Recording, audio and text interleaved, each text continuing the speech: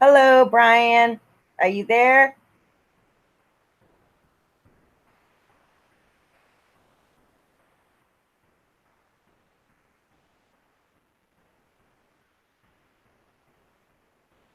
Did you get the link, Bryan?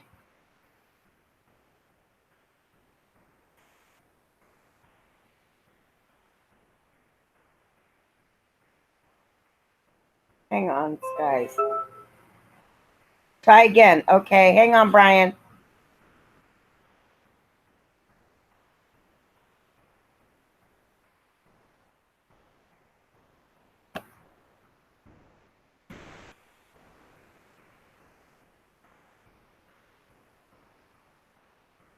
How did you get it?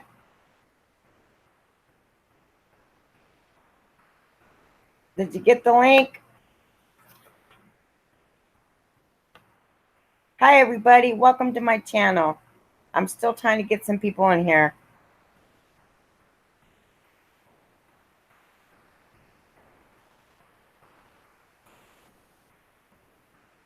Hang on for a second.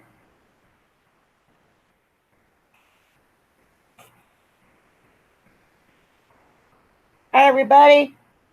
Hang on for a second. Hi, Bryan. Well, hello. How you doing? My camera has to warm up. It'll give a white screen. Okay. I tried to get Simple Me in here. Yeah, my phone, all my devices started ringing a minute ago. It was funny. Really? It's okay. I understand. No, I'm good. I'm good. That's good. Yeah, Yeah. I was trying to get Simple Me in here, but I don't know her link. I don't know her email. And she was supposed to be on. She said she had to do something. I just text her, but I don't know if she got my message. You don't have her phone number or nothing, huh? I have her phone number. Well, you can try calling her and see, because I know she wanted to be on her. Yeah, let me try to call her. Yeah. Well, what I'll do is I'll wait for you to get your live started. You send me the link. Okay, yeah, I just sent you the link. Yeah, I'm talking to you on Google Hangouts now. So no, I'm on my live right now. Oh, let me see here. Oh, okay, I see it. Good. Now I see it. I got Google Hangouts. Let me turn this down. No, I'm on my live right now. Yeah, I'm turning it down now. There we go. Now all I see is my white screen. My camera is weird. It has to warm up. Yeah. So you can get a new camera. Yeah, she's not answering. I have to wait till she calls me back. But I talked to her earlier. So well, you can always restart it. You can delete this one, and then restart it whenever she's ready. I'm trying to download a lot of these screenshots that I got that are very interesting. Really?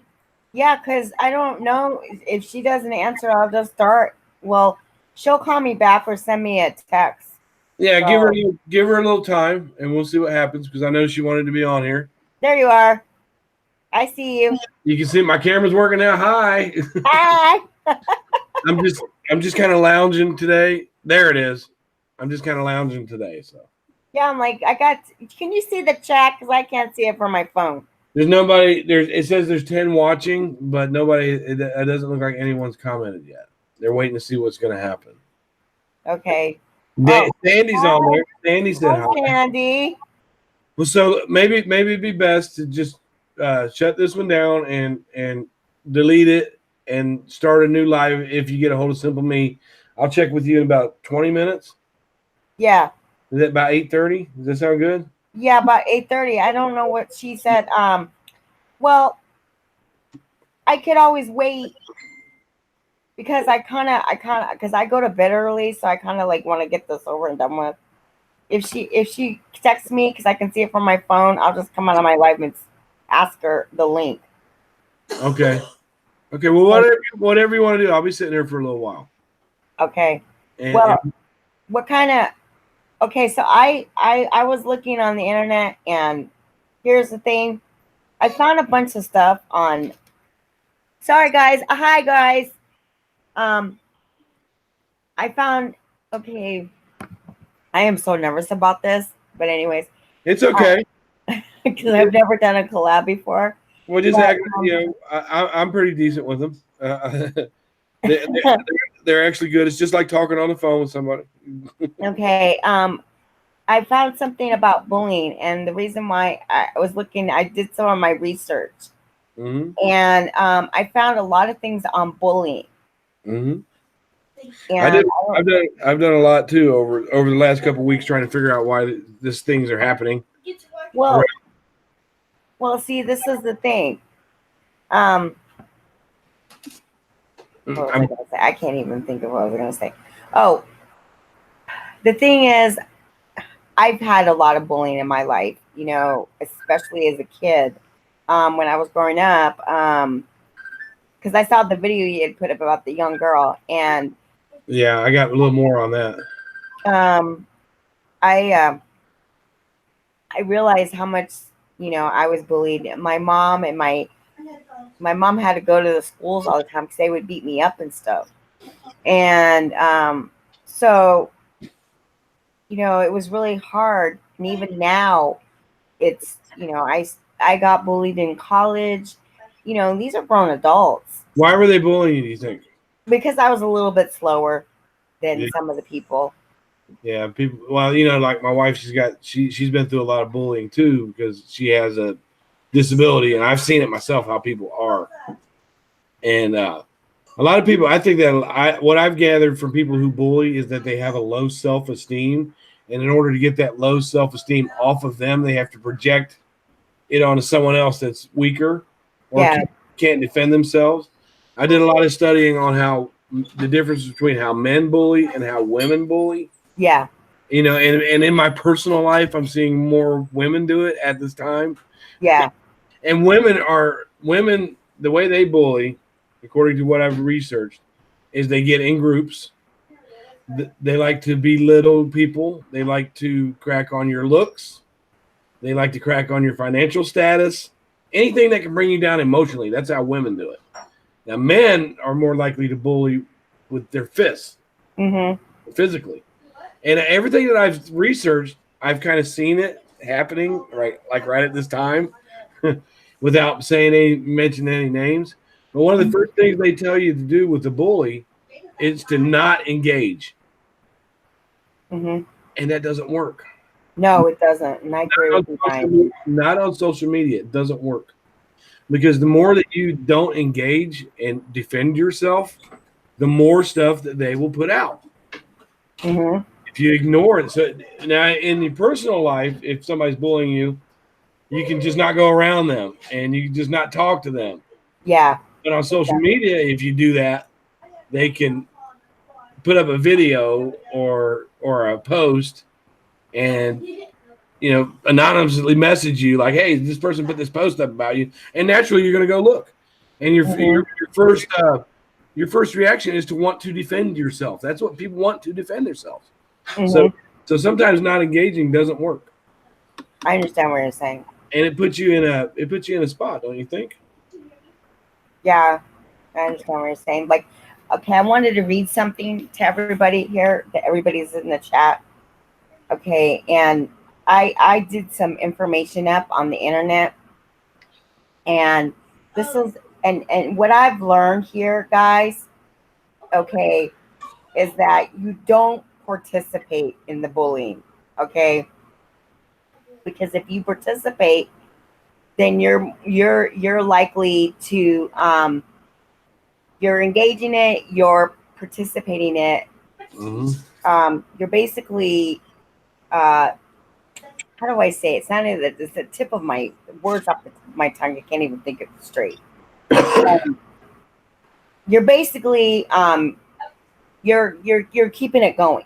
You're feeding into it, is what you mean. Yeah, that's what I wanted to say. Yeah, You're throwing gas on the fire. Yeah, yeah, the exactly. best thing that you can do if you have the strength to is to ignore it. Yeah. And but realistically, sometimes it's really hard to ignore it when people. It's like somebody tapping you on the shoulder. You know Mhm. what I mean? And you want to ignore that because you don't like it. But sooner Yeah. or later, you just want to go, hey, cut that out. You know what I mean? Yeah. That's Exactly. that's why you'll see me. I engage, and I know it's bad, but I engage because I feel the need to defend myself.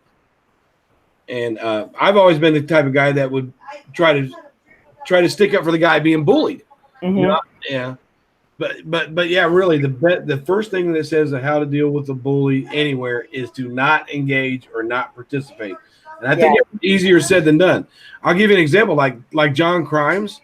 You know who John is, right? When me and him were going at it, and I was really picking at him because I wanted a response, and he was strong enough to not respond to me when I was mad at him. We were mad at each other. He didn't respond to emails, videos I made, nothing. He wouldn't respond to it. And I'm thinking the whole time, this guy is a class act to be able to ignore me. Yeah. I was bullying him, but I was picking at him. And I wish I could learn how to just ignore somebody like that, like John did. Yeah. Yeah, that's another thing that I learned, that guys, you need to not engage in it because you're contributing to it, and you need to ignore it. They say that if you're being bullied, it's okay. It goes back to the power and control. Okay, so if you're reacting to the person, whoever's bullying you, you're giving them your power.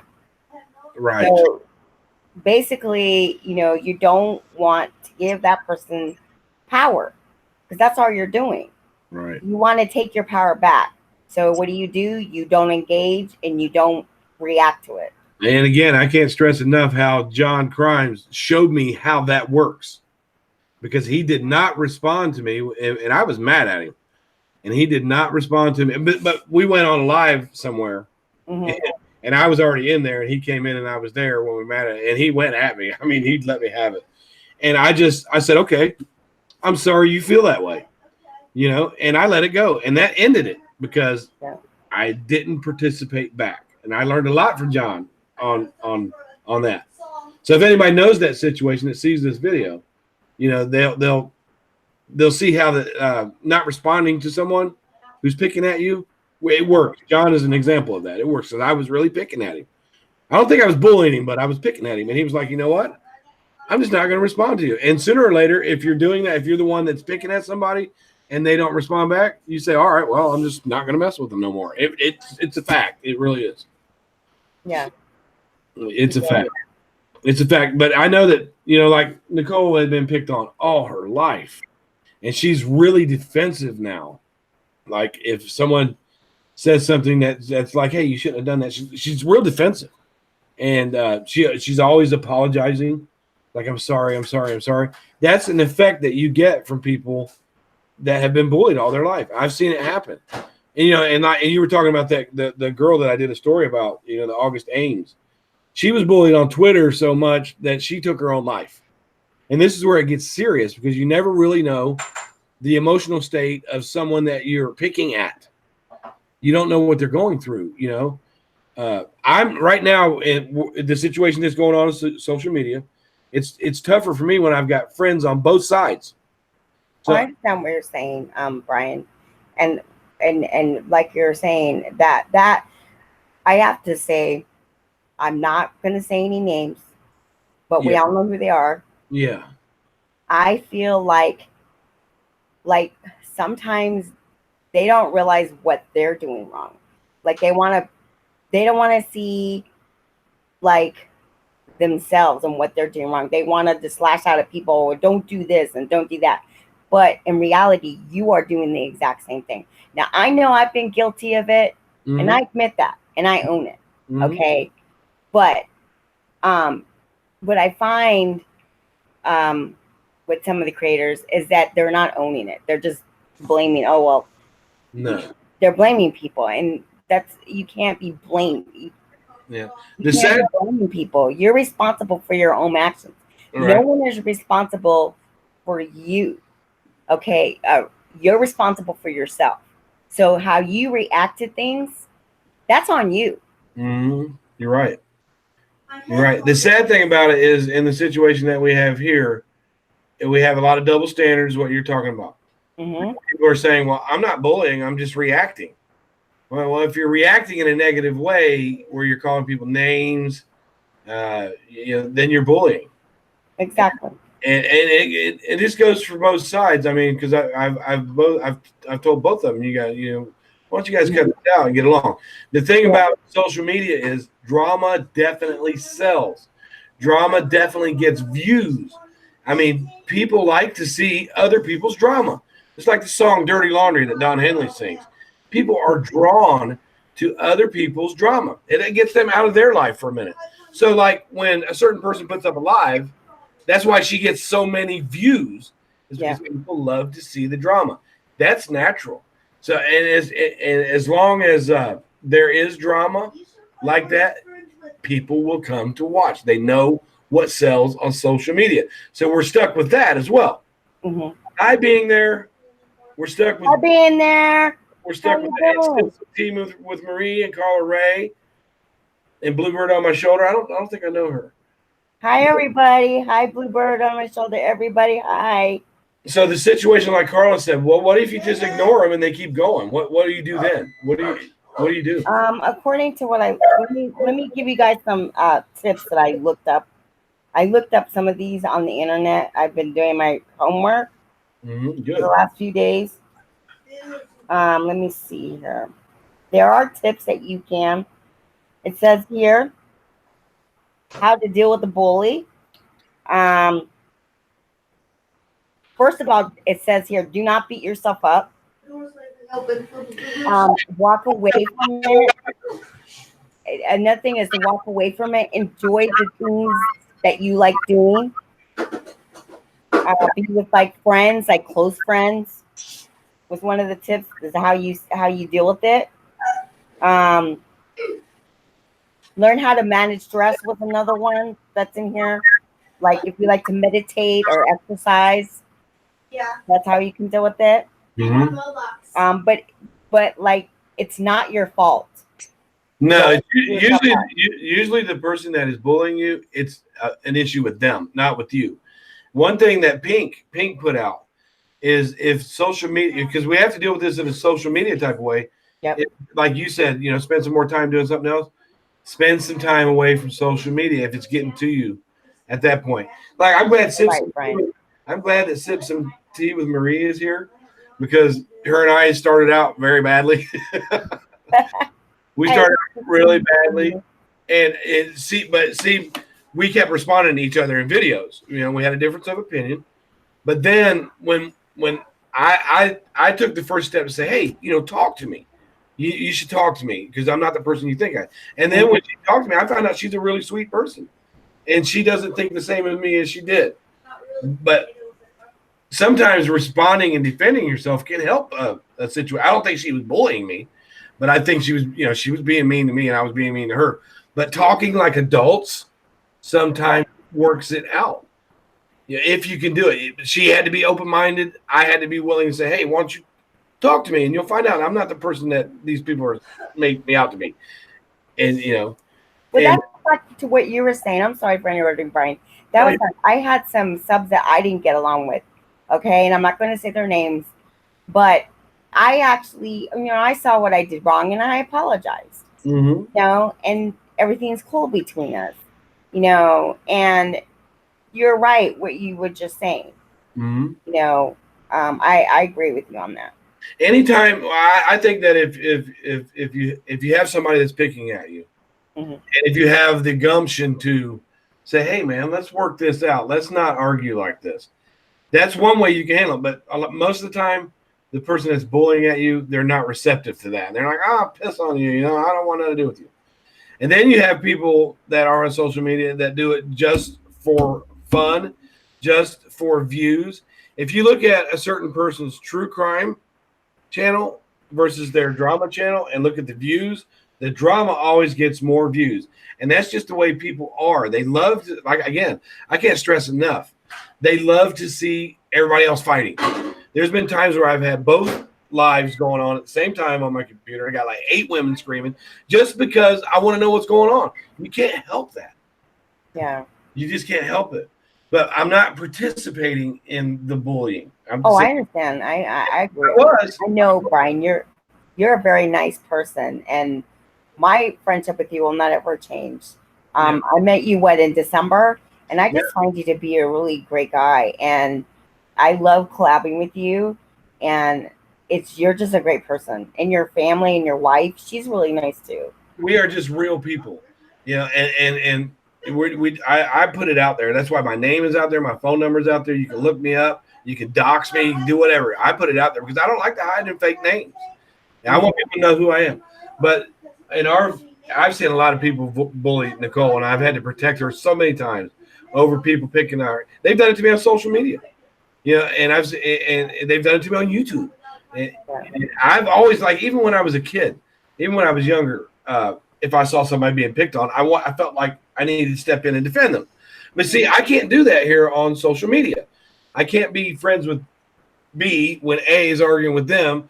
And if I'm in A's room and I don't stick up for them, some people might say, "Why didn't you stick up for them?" Well, because it doesn't do any good.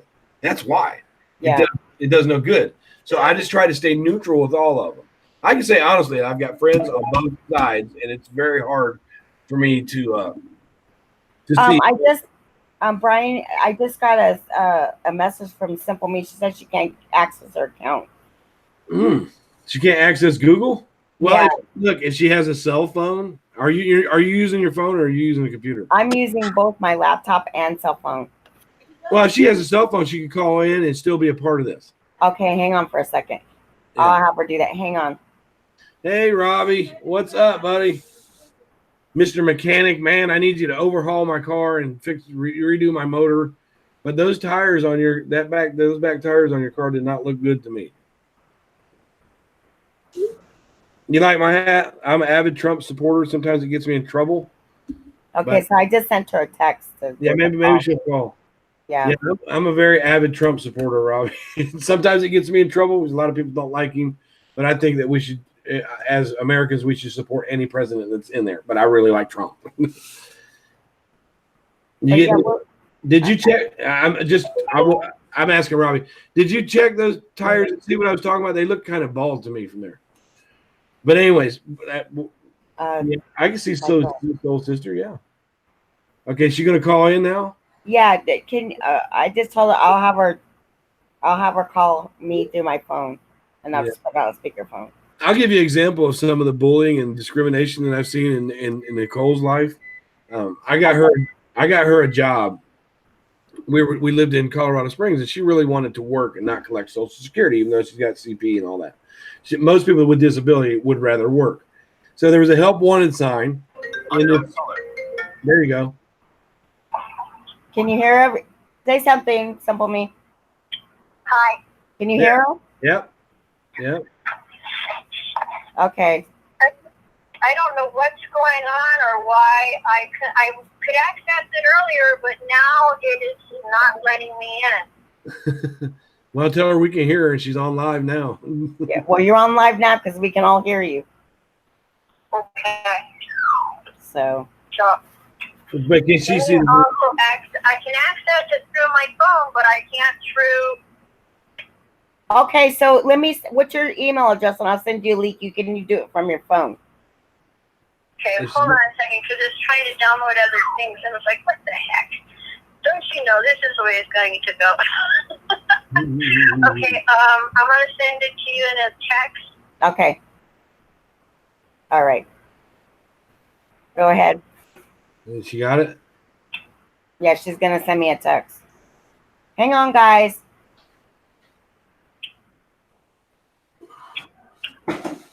Yeah. Did you send me the link? Or did you send me the email address? Yeah. Hold on. We're trying to do this and not panic. Because I started stressing. Go figure. Oh, that's okay. We'll get here.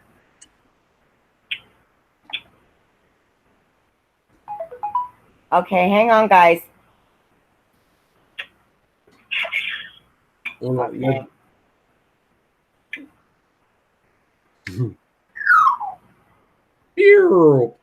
Where'd Robbie go? That's an African gray. An African gray? Okay. I need to shave. I can see it worse on the camera. Yeah, front row tickets to. I've got front row tickets. We're going to see on the lawn. We're going to see Breaking Benjamins, 3 Days Grace, and Chevelle, and then the girls get to go see JoJo Siwa in August. So we've got about $1,000 in concert stuff going in August.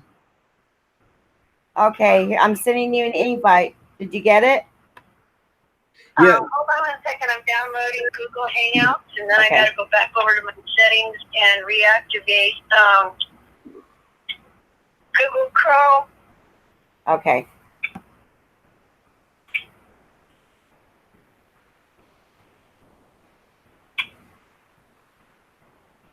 Because I found your email address.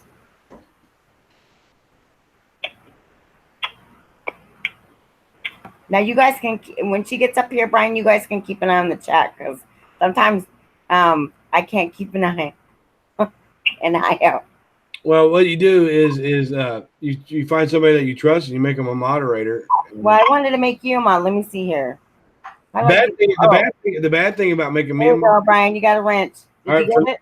Yeah, I got it. But the bad thing about making me a permanent mod is you do most of your lives in the mornings, and I'm. Really? How much did you pay for? Oh, she's got her headphones on. I think the tickets. How much did you pay for the Breaking Benjamin tickets? She said they were only $75, but we got to pay for travel and a hotel and all that stuff too. That's not bad. Yeah, not bad at all. Yeah, somebody was asking, but the JoJo Siwa ones for 6 tickets was $478. That's not bad at all for JoJo Siwa, and my wife was like, "Well, I could just take the girls and we can save that little bit of money. If you don't want a ticket, you can just stay home." I said, "No, I want to go see JoJo too."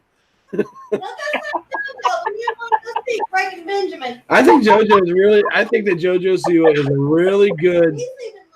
Yeah, but I think JoJo's a really good role model for these little girls out there. Never heard of that band. What, Breaking Benjamin? Oh yeah, a lot of people are talking about Breaking Benjamin now. All right. We're waiting. And Gloria just said that's what I paid for Keith Urban. You got a big Keith Urban fan here. I can feel flying like a hand. And I tell you, this is that's my sweetie. And if anybody knows about bullying and discrimination, she does, but she just doesn't like to be on YouTube. She just doesn't. I don't know how to work YouTube other than looking up a video or moving and watching it. She knows about bullying, and I've seen what people do to people with disabilities. Sometimes when people get mad at me, they'll pick at me about my wife. And I'm like her too. I mean, I suffer from a learning disability, and people make fun of you because you're slow. You believe it or not, I grew up with ADHD, and I've got adult ADHD, and they called it a learning disability. But even though they said I had a learning disability, I was always on the honor roll. I was always like student of the week. My problem was I would get in class and get my work done so fast that I had nothing else to do. And I would be hyper and stuff like that. But I always, even though they said I had learning disabilities, I always did amazing in school. That doesn't make any sense to me. Yeah, that's how I feel. I mean, all my life with being in special ed, and all the kids would just make fun of me. They'd be like, "You're retarded, you're slow," and they would just laugh at me. And I would cry and stuff. And they put me in some special ed classes, not because of the learning, but because I would get done so quickly that I had all this energy and I would disrupt the class. So they put me in a special ed class, it's got less people. Yeah. There's like 7 or 8 people. And people didn't dare pick on me for being in there, though. Because, I never experienced a whole lot of bullying through my life. Not really. They used to make fun of us with a little short bus. Yeah. And the little bit that I did experience here recently has been from females. Not from men. I never had any men bully me. I've had women do it. But it's not a good thing. I just don't condone it. And I feel bad for people who get bullied. That breaks my heart. Well, we have to understand that the person that's doing the bullying is the one with the problem. And okay. I personally don't think that a parody video on YouTube is bullying somebody. I don't think that is. Some people think that is. But if you're going at somebody going, you're ugly and you're a meth head and you're trash and you ain't got no money, that is classic bullying. Yeah, I agree with you too, Bryan. I saw this one live, it's infamous live, about 7 hours long, and I was a part of it, where they were listening to that. The person in this 7 hour live was listening to another person's live, and then the live was about the 7 hour live was about stopping bullying. Yeah. This person saw that someone else was running their live, and she goes, "They're streaming my live. That fucking bitch is a bully." And I'm like, do you just realize what you just said? You started out name calling, screaming, raising your voice. That is bullying. And in that bullying video, we all know the one I'm talking about. Yeah. There were 2 death threats against 2 different people, and these people were supposed to be against bullying. And I'm like, you know what? I got to get out of here. So I left, and I started my own live. And they were like, well, let's go get Bryan and bring him back here. Well, dumb me. I went back over there, and it blew up again. One thing that bullies do is they try to make themselves look like the victim. Yeah. They try to make it look like they're not doing anything wrong. It's the other person. It's that piece of shit meth head that lives in a trailer that's doing something. Yeah. That's a classic bully thing, is to reverse psychology. It's reverse psychology. Hang on. Did you get the link? I didn't get it in my email. Oh, you didn't get it in your email. Did it through the Google Hangout? Yeah, I sent it to the Google Hangouts. Well, if she's got another, I have to be pulled up there, and I've got everything set for allowed, but Okay. Here's the thing that she can do. If she's not just running off a phone, she can use her phone to talk. Oh, I did a boo-boo. I'm sorry. I did it wrong. Okay. Oh, okay, so it's not me. It's all right. We'll get it figured out. No problem. What was your Your error is okay. Let me hang up here. I'll try to look it up. I'll try to figure out how to work. Okay, I got you now. okay. Let me. Now, did you get the link? I will try it. I'll try to figure out YouTube. Hey, what are you doing? You need to get back up there and lay down. I just sent it to you. I'm checking my email now. You'll see it. You'll go live. It's like I did it on someone's panel the other night. They sent me the link. I don't understand why I cannot even access my Google. You can't get into your Google. No. Then you got a problem with your Google account then. Well, if she has another device, she could just use her phone to talk and Do watch. you have My a? laptop. Let me try my laptop. She's gonna try her laptop. Yeah, she can put the video up on her laptop.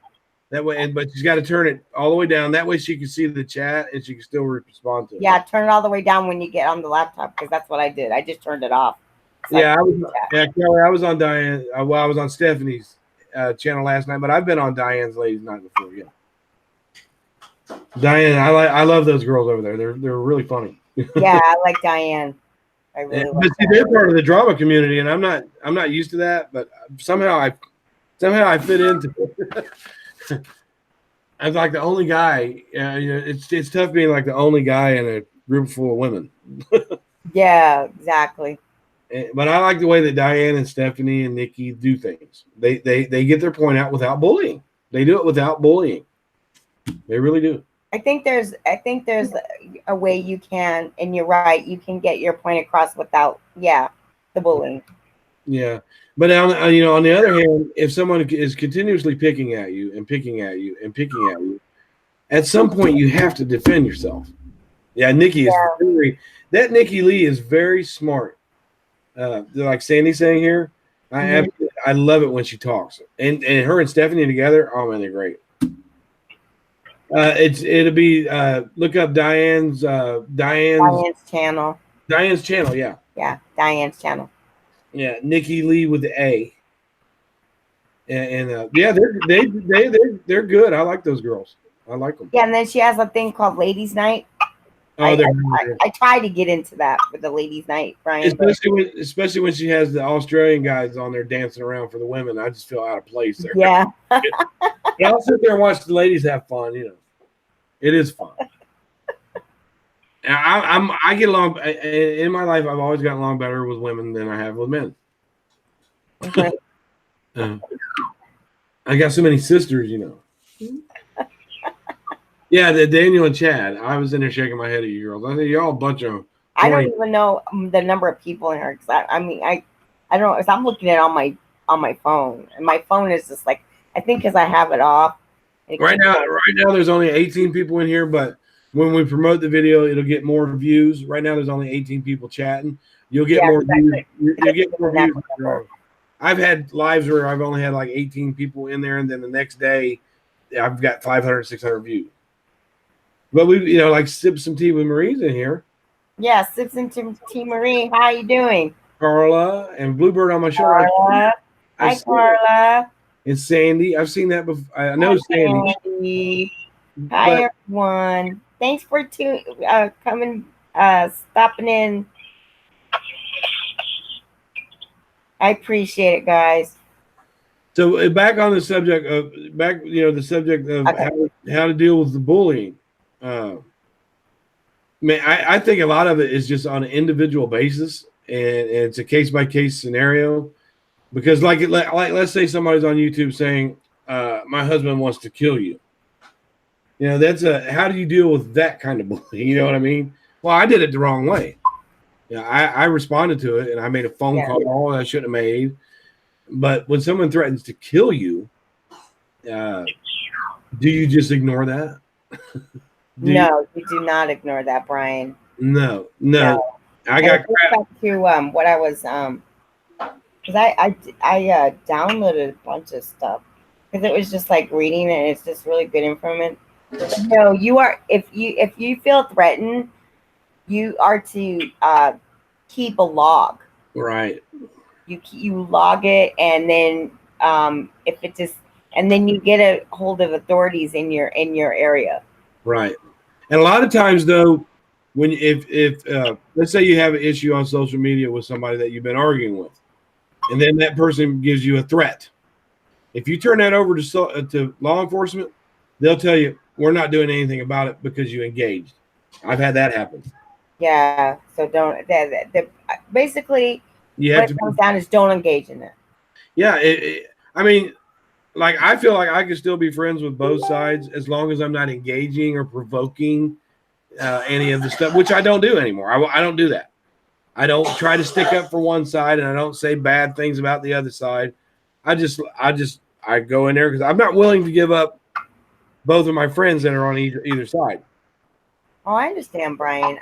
I'm trying to get along with everybody. I mean, I like everybody. Yeah. There's some people that are just getting too carried away with it. You know what I mean?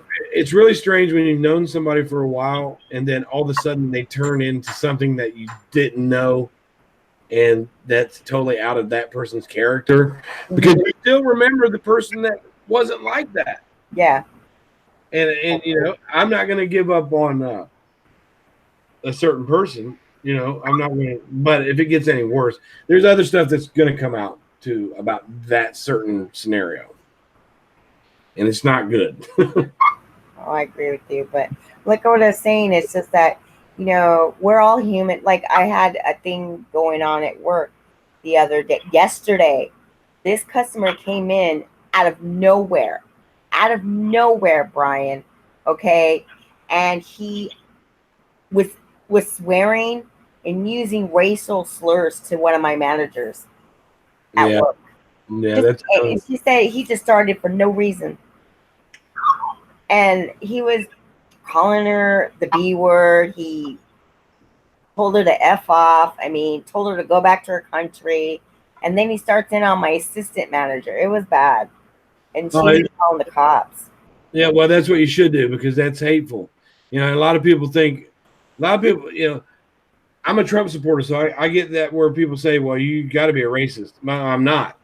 But some people that are Trump supporters that do that. and that's wrong. You don't tell somebody to go back to their country. Trump's thing is, I don't want to get too political, but his thing is, if you come from another country, you should be documented. You should be here legally, not that you come from another country and you need to go back there. I don't look at people by where they come from or what they look like. I base it on their character. Yeah. Yeah, on their character. I don't care if they're black, white, green, yellow, they come from Pakistan or nothing. I base each thing on an individual basis. I've always been that way. That's the way I think everybody should do. But to mess with somebody just because they're not from where you're at, or they're not the same color as you, or they have some kind of disability. I mean, I was accused of being a racist. John Grimes accused me of that, and that's the farthest thing from the truth. But I did make a kind of racial comment at him because he was picking at me, and I shouldn't have done it. But yeah, just to pick on somebody because they're different, that shows bad character and on the other person. But at least you owned it, Bryan. That's the thing. You owned it, and Yeah, you yeah. apologize for it. You have to own You it. can't beat yourself up for that. Well, yeah, I own it. I mean, he picked at me first, but I shouldn't have said what I said to him, and I felt bad about it. Yeah, and you have to own it. That's how you don't turn yourself into a freaking bully. Yeah. If you do something that's wrong, I'm not a bully. But if somebody picks at me, I'm not going to let them forget that they picked at me. I'm not. Mhm. I won't. But I can get over it. And like I said, me and some tea with Marie went over it, and I just, I'm glad that we were able to talk, because a lot of times it doesn't work out that way if you're having a problem with somebody. She's a nice person. She's a nice girl. I didn't when I first met her. I didn't think so. She was going, "Come at me, bro, come at me," and I'm like, "Come on, man, really?" And I'm like, "This has got to be like a sweetheart." I know she's a sweetheart, and I picked at her, and she picked at me. It went on for a couple weeks, but sometimes you got to be the better person. If there's that was sort of a bullying situation because I didn't know her, and I'm not trying to rehash it, but I didn't know her. But she's making these videos about me like that Bryan St. John, he's a man hater and blah blah blah. And I'm like, I don't know you. So at first, that's kind of what she did, was kind of like bullying. And she's like, come at me, dude. And I'm like, okay, I said, okay, I need to come at her. For one, I don't want her to think that I'm this person that they, and you got to think of something about this, Marie. Where did Hustle It go? I don't even know what happened to Hustle It. She disappeared. That whole thing was a setup. It really was a setup.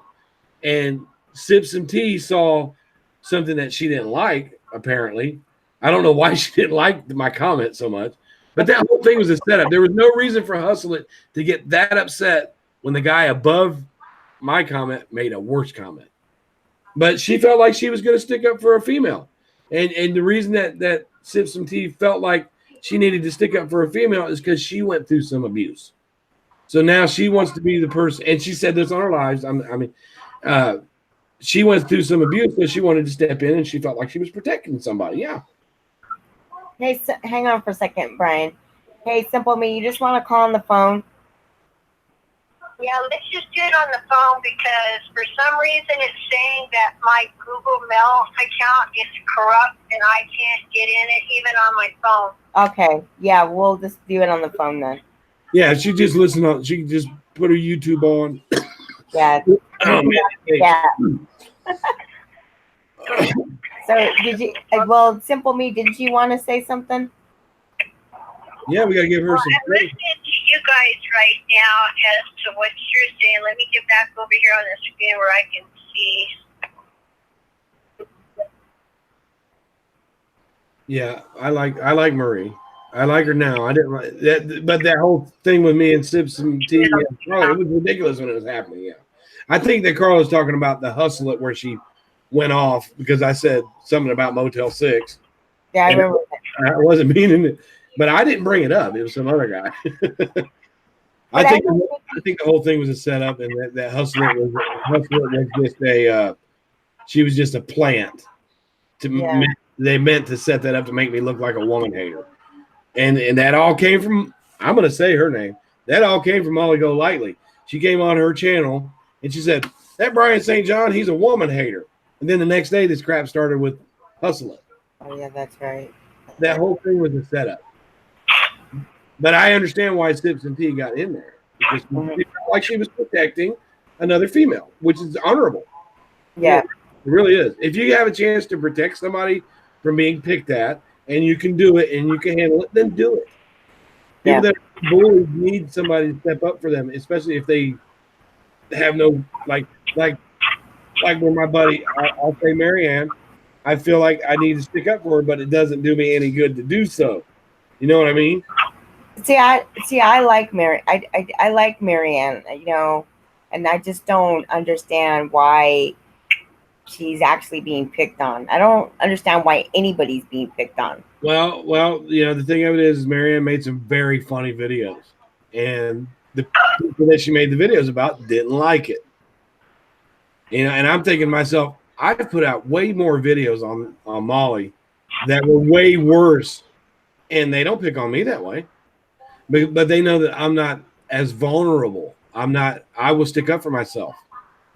And that's another thing with bullies, you know, if they know you'll stick up for yourself and that you get them with logic and kill them with facts, they'll lay off of you.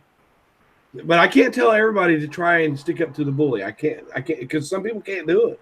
Yeah, some people can't do it. Sometimes mentally, it's like, you know, they get into the depressed mode, because it makes you very depressed when you're bullied, and you know, and that's why I think a lot of things happen. People cut on themselves, or they even try to commit suicide. You know, because they're so bullied so badly. There's a lot of cases. They just want it like in the pain. Yeah, there's a lot of cases where people have been bullied on social media and they actually killed themselves over it. That's why I say, just to people that are bullyish and they know who they are, that you never know who's on the other end, and you might pick at something like, how would somebody that was picking on Marianne feel if she overdosed or she got so upset she took her life? How would they feel then? Because then it's too late. You can't take it back. And I'm just saying hypothetically. And it goes the same way, like people do pick on Molly. People pick on Molly, but she can handle it. But if I made a parody video of Molly and then the next day she killed herself, well, I have to live that the rest of my life. Yeah. So you really got to watch. But you know, like with the bullying, you know, you can be brought up with charges if something does happen. Yeah, you can. And Kelly, the thing with Molly trying to make me look like a woman hater is that she got into my algorithm, and she looked at my subscribers. About 90% of my subscribers are female.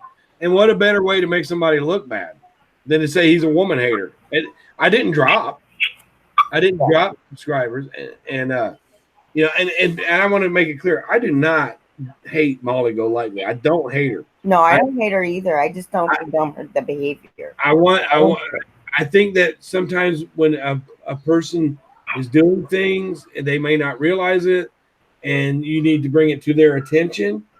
And you know, I don't know how she was ever described as the biggest bully the most bullied person on YouTube. I don't know how she was described as somebody. It's not being bullied, but at the same time, I feel sorry for her too. I feel sorry for her too. Anybody should be accepted regardless when they come in to a chat, and to be labeled, you know, I fly with the Eagles, and if you're not up here with the Eagles, you're down here with the garbage. And that, to me, with disabilities, that's hard for someone to say, you know, to be told you're garbage. That means you're defective. You don't belong in society. Yeah.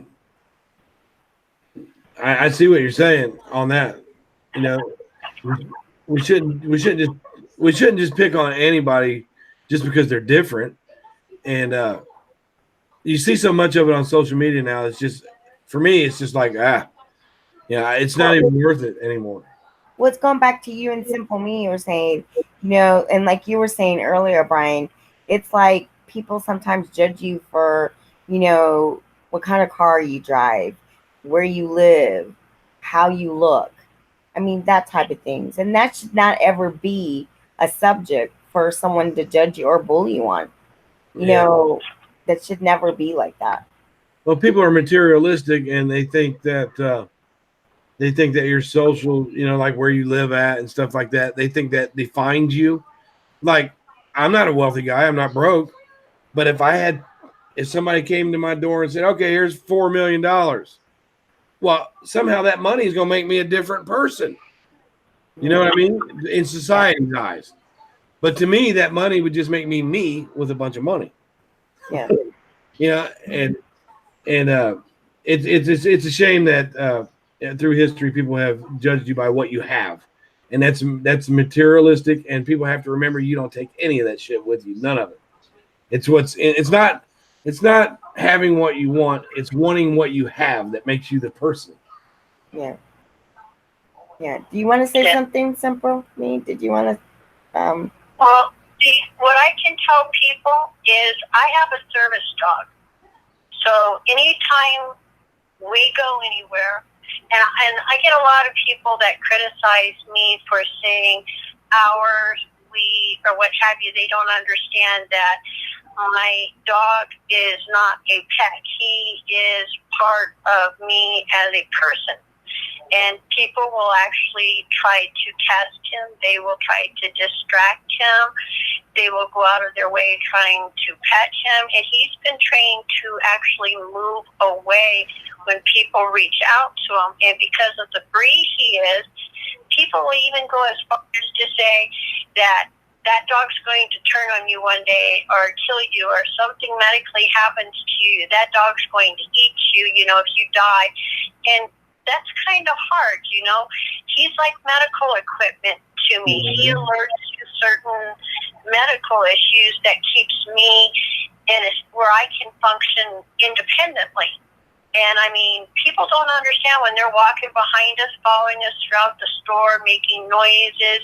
They will block us intentionally, and I mean, it's hard and it's distracting, especially when I put so many hours into training my dog to perform certain tasks that they can actually cost me to lose him as an alert system, where I then have to rely on more things that are more uncomfortable. He makes my life more comfortable, so I don't have to be hooked up to stuff all the time. Right. And for them to sit there and test him, I may have to what they call wash him, which means he can't be with me out in public because he is so distracted, or people are intimidating him to see if he will be aggressive, that he can work at home for me, but then it limits me on being in a public situation. And I even have people come up to me, oh, well, are you blind? Why do you need a service dog? Yeah, that's illegal. Right.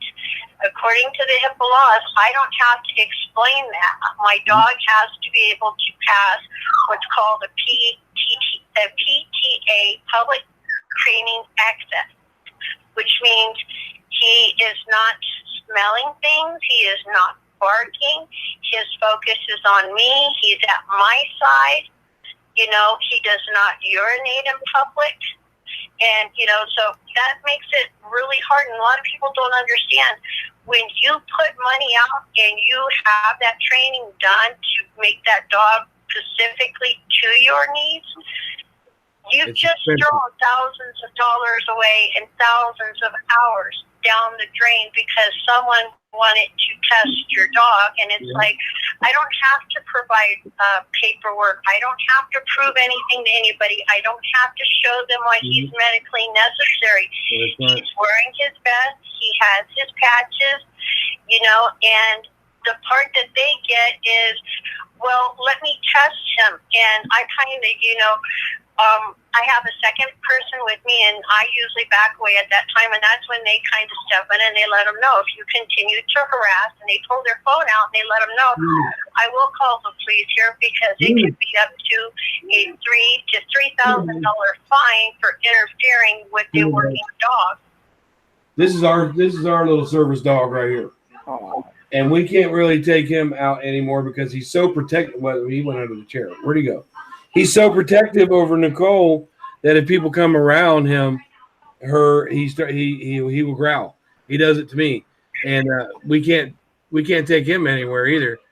And I've seen firsthand through being with Nicole for the last 12 years how the public picks on people with disabilities.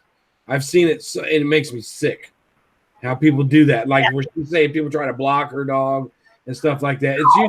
It's usually younger people, but sometimes you have older people like, well, she got on a bus with him one time, and he went under the bus has those 3 seats in the front, and he went under the seat.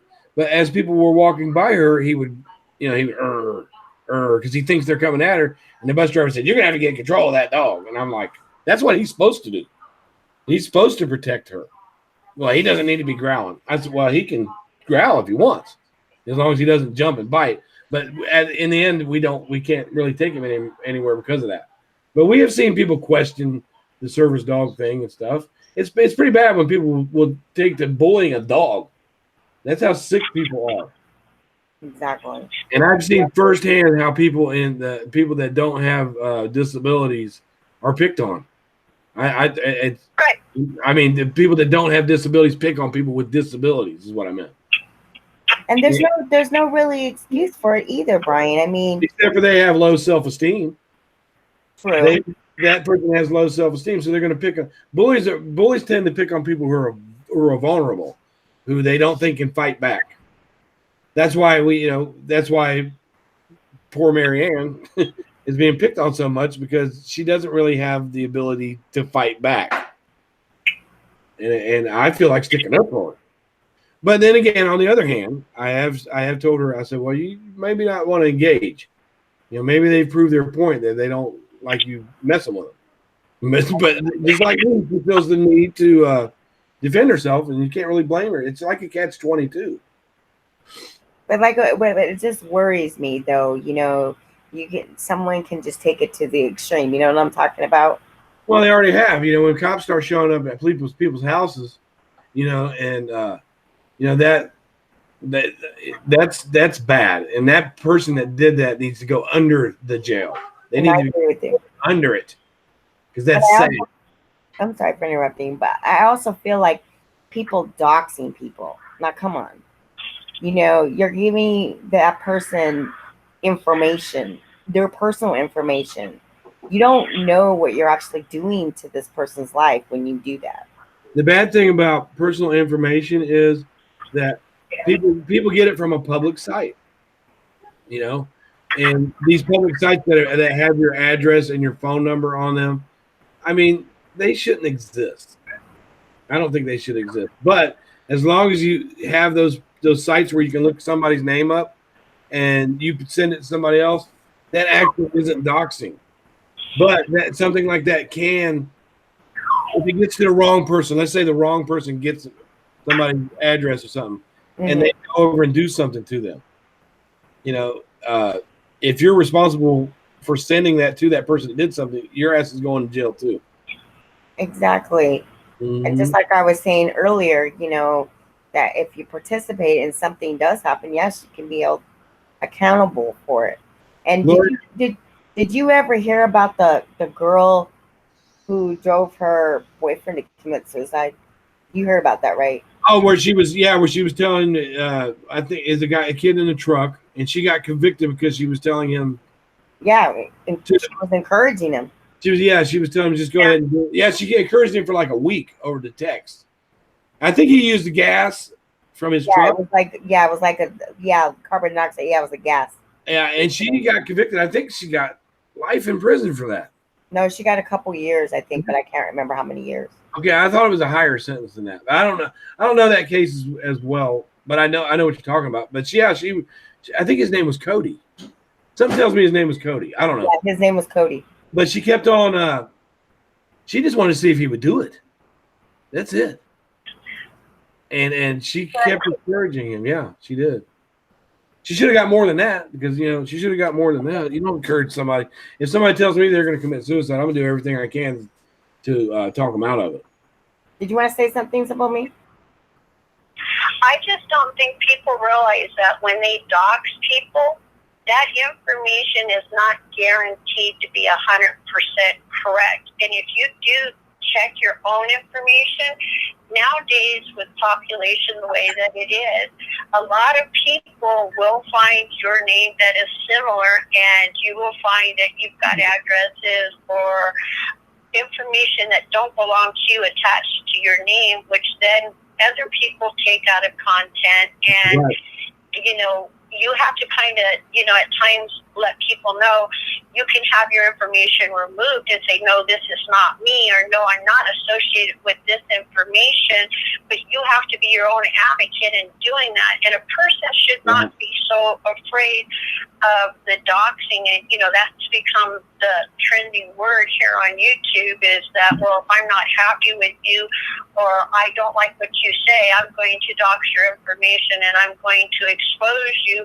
And this causes a lot of anxiety for individuals. And we as grown adults, what kind of example are we setting for kids that are going to grow up with technology at, you know, because that's what's going on. The future generation is going to be based off of technology. So we're teaching them behaviors and etiquette that this is acceptable behavior. Behind a keyboard, you're entitled to bully somebody. Nobody's going to hold you accountable. And that's when people need to start documenting it, talking to your local police department, you know, taking those screenshots. Those are when those matter, is when you're being bullied, when comments are being made, when threats are being made, you know, and when you take that information to the police department, they tell you to take certain actions, you want to follow those actions.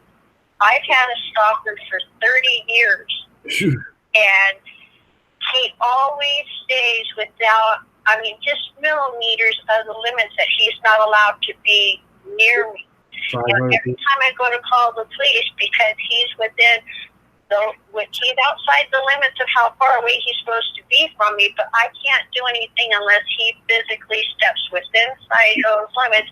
And for me, it's living in constant fear and terror, and it's not a pleasant experience, you know, and that makes me doubt other people, you know. And then, like I say, it's mannerism, showing for our next generation what kind of examples are they supposed to be. And when we are not there to watch our kids on the internet, or we don't have the proper apps installed, you know, kids are going to share things at school. They're going to see things at their friend's house. And us as parents aren't going to learn about it until something bad happens. That's right. That's right. You're very smart. I was going to say there's a case in Ohio. The guy's name is Chad South. He did a contract killing, and they looked up this guy's information on one of those sites that gives the guy's information that he was supposed to go kill. And when he went to the house to kill that person, he killed the wrong person because that person had moved. So what she's saying about the information not being correct can actually get an innocent person hurt through doxing. She's very wise. She's a very wise lady. She's nice, right? Simple me. Yeah, I've seen her around before, but I didn't You're know. Nice. Yeah, she's very smart. Yeah. And you're smart too. Yeah. Yeah, they are. When they set out to actually terrorize you and stalk you, and, you know, they think it's funny. They think it's humorous. They get off on it, and the more that they get away with, the more that they're going to do. And, you know, I mean, every time I start to relax and I feel like I'm comfortable, he makes sure to go out of his way that I feel terrified again. And, you know, I thought it was going to end at a certain point. And like I say, he's got another wife. He's got a family. But he just won't stop. For him, it's an adrenaline high. And he's actually been labeled as an opportunist criminal. Yeah. Well, he should be. 30 years. 30 years you've dealt with this. That's a long time. She is an opportunist. Yeah. You know, I had a lot of bullying going on because a lot of people know about my son's case. You know, he got convicted of murder a couple years ago. And I went through a lot of bullying and harassment because of something he did. And people are and it was women. And people are kind of ruthless about what extent they'll go to make you feel uncomfortable, like she's talking about. Like, you know, and usually it's, you know, the bullying on my part started with something that somebody else did, and I kind of have to deal with it to this day. I get it, and I was at the point where I just didn't respond to it, and after a while, you know, you get to the point where you just have to stick up for yourself. I did. You just have to stick up for yourself, and it always makes it worse to feed it. You don't feed the troll. If you feed the troll, it's going to get bigger and bigger and bigger. But you're right. But the thing that got them to stop messing with me on Facebook is, you know, legal action. Legal action happened, and they got them to stop messing with me on Facebook. And now my platform is on YouTube, and I get a little bit of on YouTube. But YouTube, it's kind of easier to ignore somebody. But see, what I don't understand, Bryan, okay, why would people blame you? You couldn't control what your son did. Oh no! Well, it happens to like today. It's the anniversary of Columbine, and Dylan Klebold's mother, she spoke on TED about how she had been bullied, you know, for what he did, and how to deal with it. But if you look it up on TED, it's really interesting how she dealt with it. And like Jeffrey Dahmer's parents, the Watts are a little bit different, but they're being picked on. You know, it kind of sucks for me because I came, you know, in the true crime community. I was there for all them years, and my son pulled something like that. But it's really like she was saying, like the Simple Me was saying, they want you to feel uncomfortable, and just when you think that it's gone, they know when to come back. They know when to come back. So, and it's really easy for me to tell people, oh, just ignore it. But that's easier said than done. It really is. True. And True. Yeah. I wish that in a perfect world everybody would get along. We'd all live by the pay it forward morale. Mm-hmm. If you do something good for somebody, and then they do something good for somebody, and then if they kept doing it, if you watch the pay it forward movie, at the end of it, the goal was for everybody to always be doing good for somebody. But we have you know, people are just drawn to controversy. They're drawn to drama. All of us are. Everybody, even people that say they don't like drama, they will get drawn to. I get drawn to drama. I mean, I'm gonna sit here and own it. I do.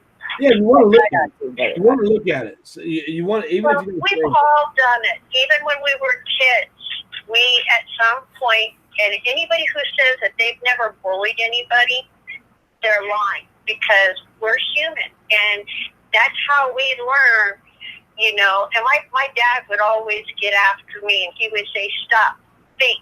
If you were in that person's shoes and you got that said to you, how would you feel? That's right. You know, and there was at times that I said some pretty horrible things, and it was like, you know what? I'm trying to be a whole lot more careful about the things that I say to people. And if I don't have anything nice to say, my dad used to say, if you can't say anything nice, don't say anything at all. If you're going to be condescending, if you're going to be belittling, if you're going to be insulting, do not say anything at all, you know. And terms to people, and this is one of the things that I've learned since the internet has vast and we're meeting different people. What may be okay in one culture or one region of the world may not be acceptable in another one, or it may mean something differently. Yeah, she's very smart, very smart, and you know, it's just it's really hard to going back at somebody that's picking on you is a habit, and habits it's learned behavior. So if you don't want to go back at someone, you have to unlearn that behavior, and that's really hard to do. It's like cigarette smoking. You know, people have the hardest time quitting because it's a learned behavior. But once you unlearn it, like I was saying about John Crimes when I was going at him, he ignored me to the point where I said, "Well, I guess there's no sense in picking at him." You know, really, I was picking at him, and she said, you know, like people can't say they haven't bullied because we all have. Yeah, I know I have. I've had my share of saying things, and I own it. You may be doing it without perfect though. You might not know it. If everybody was perfect, you'd live in a perfect world, but nobody's perfect. Yeah, Everybody has their share of mistakes and their share of flaws. You know what I mean? my dad always told me, when it comes to being mean to people and stuff like that, he said, just pretend you only have a few weeks to live. How would you act if you only had a few weeks to live? Would you be kind to people? Would you want everybody, and that kind of works in a way. But I'm one of those people that I always feel the need to defend myself, and I wish I could get out of that.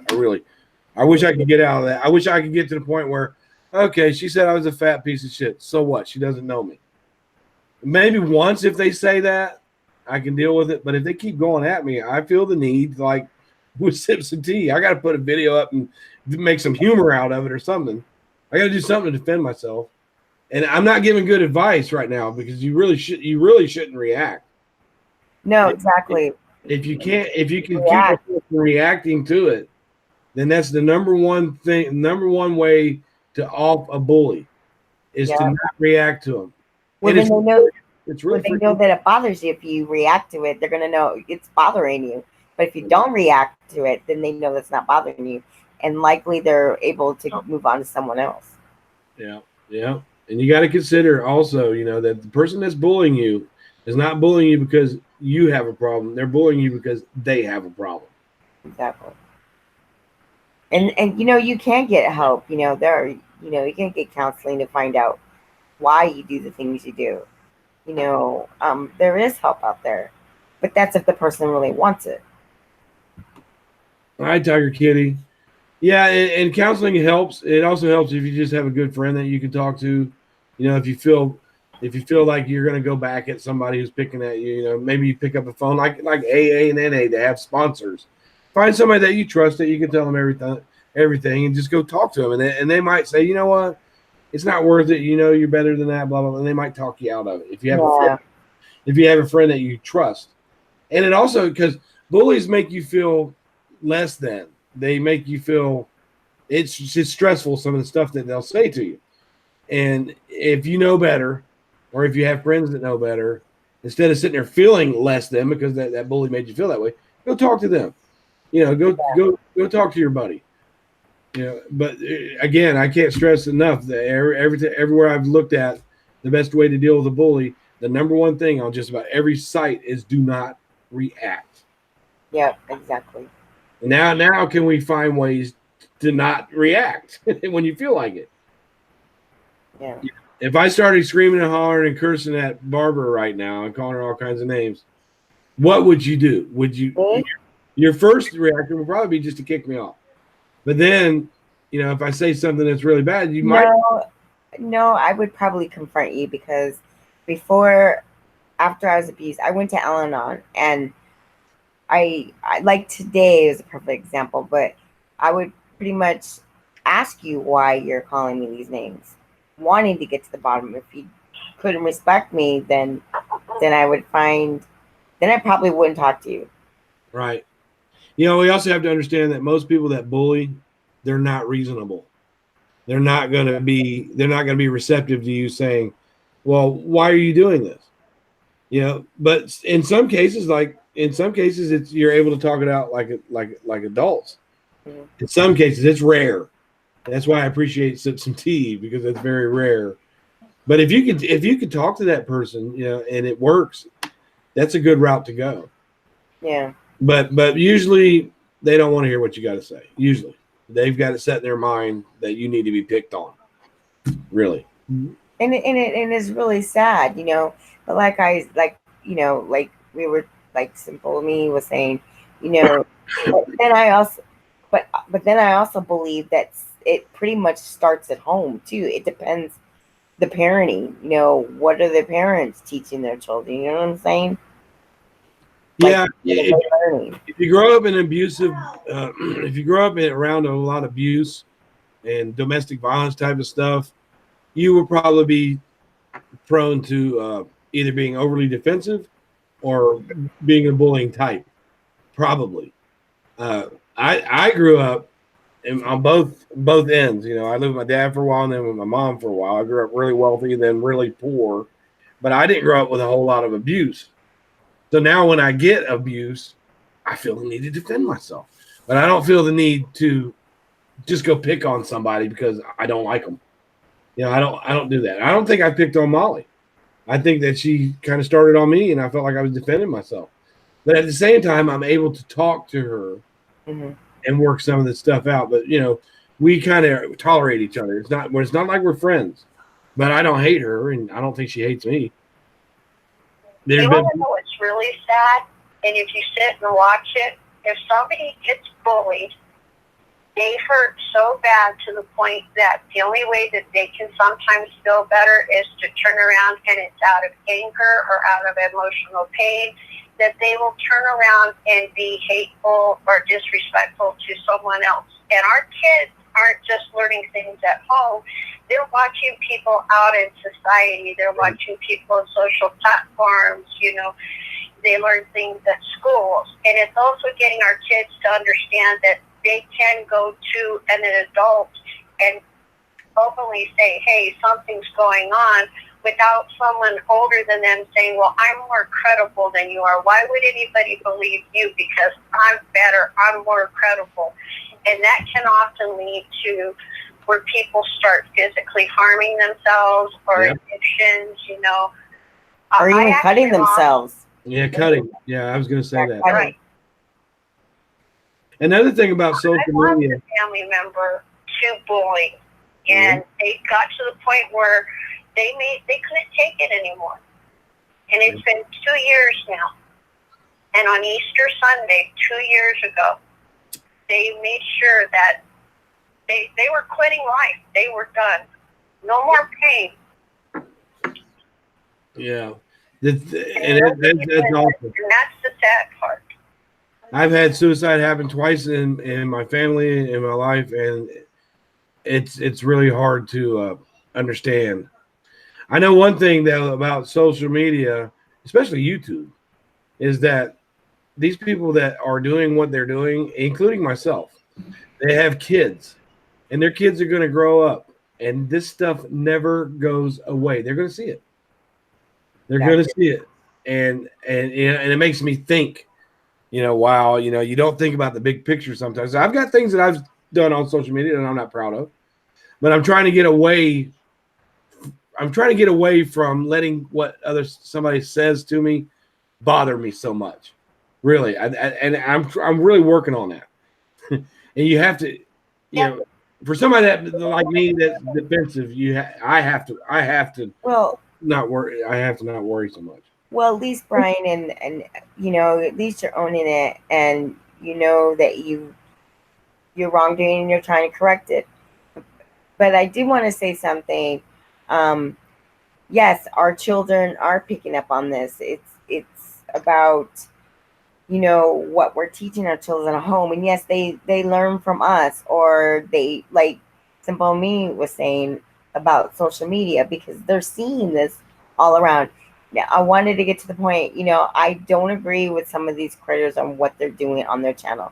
I don't believe them using their platforms to bash people. I just don't believe in that. I mean, it's hurtful, the things that are being said. I just think, you know, it's just wrong. And you can push somebody over the edge, and you don't know who's your chance. You don't know who is mentally stable. You don't know. Well, what if you like let's say that somebody is bullying somebody that they don't know. The doctor just told them they only have a few months to live, and in that few months that they have to live, they want to seek some revenge on you because they're not going to have to answer for the consequences.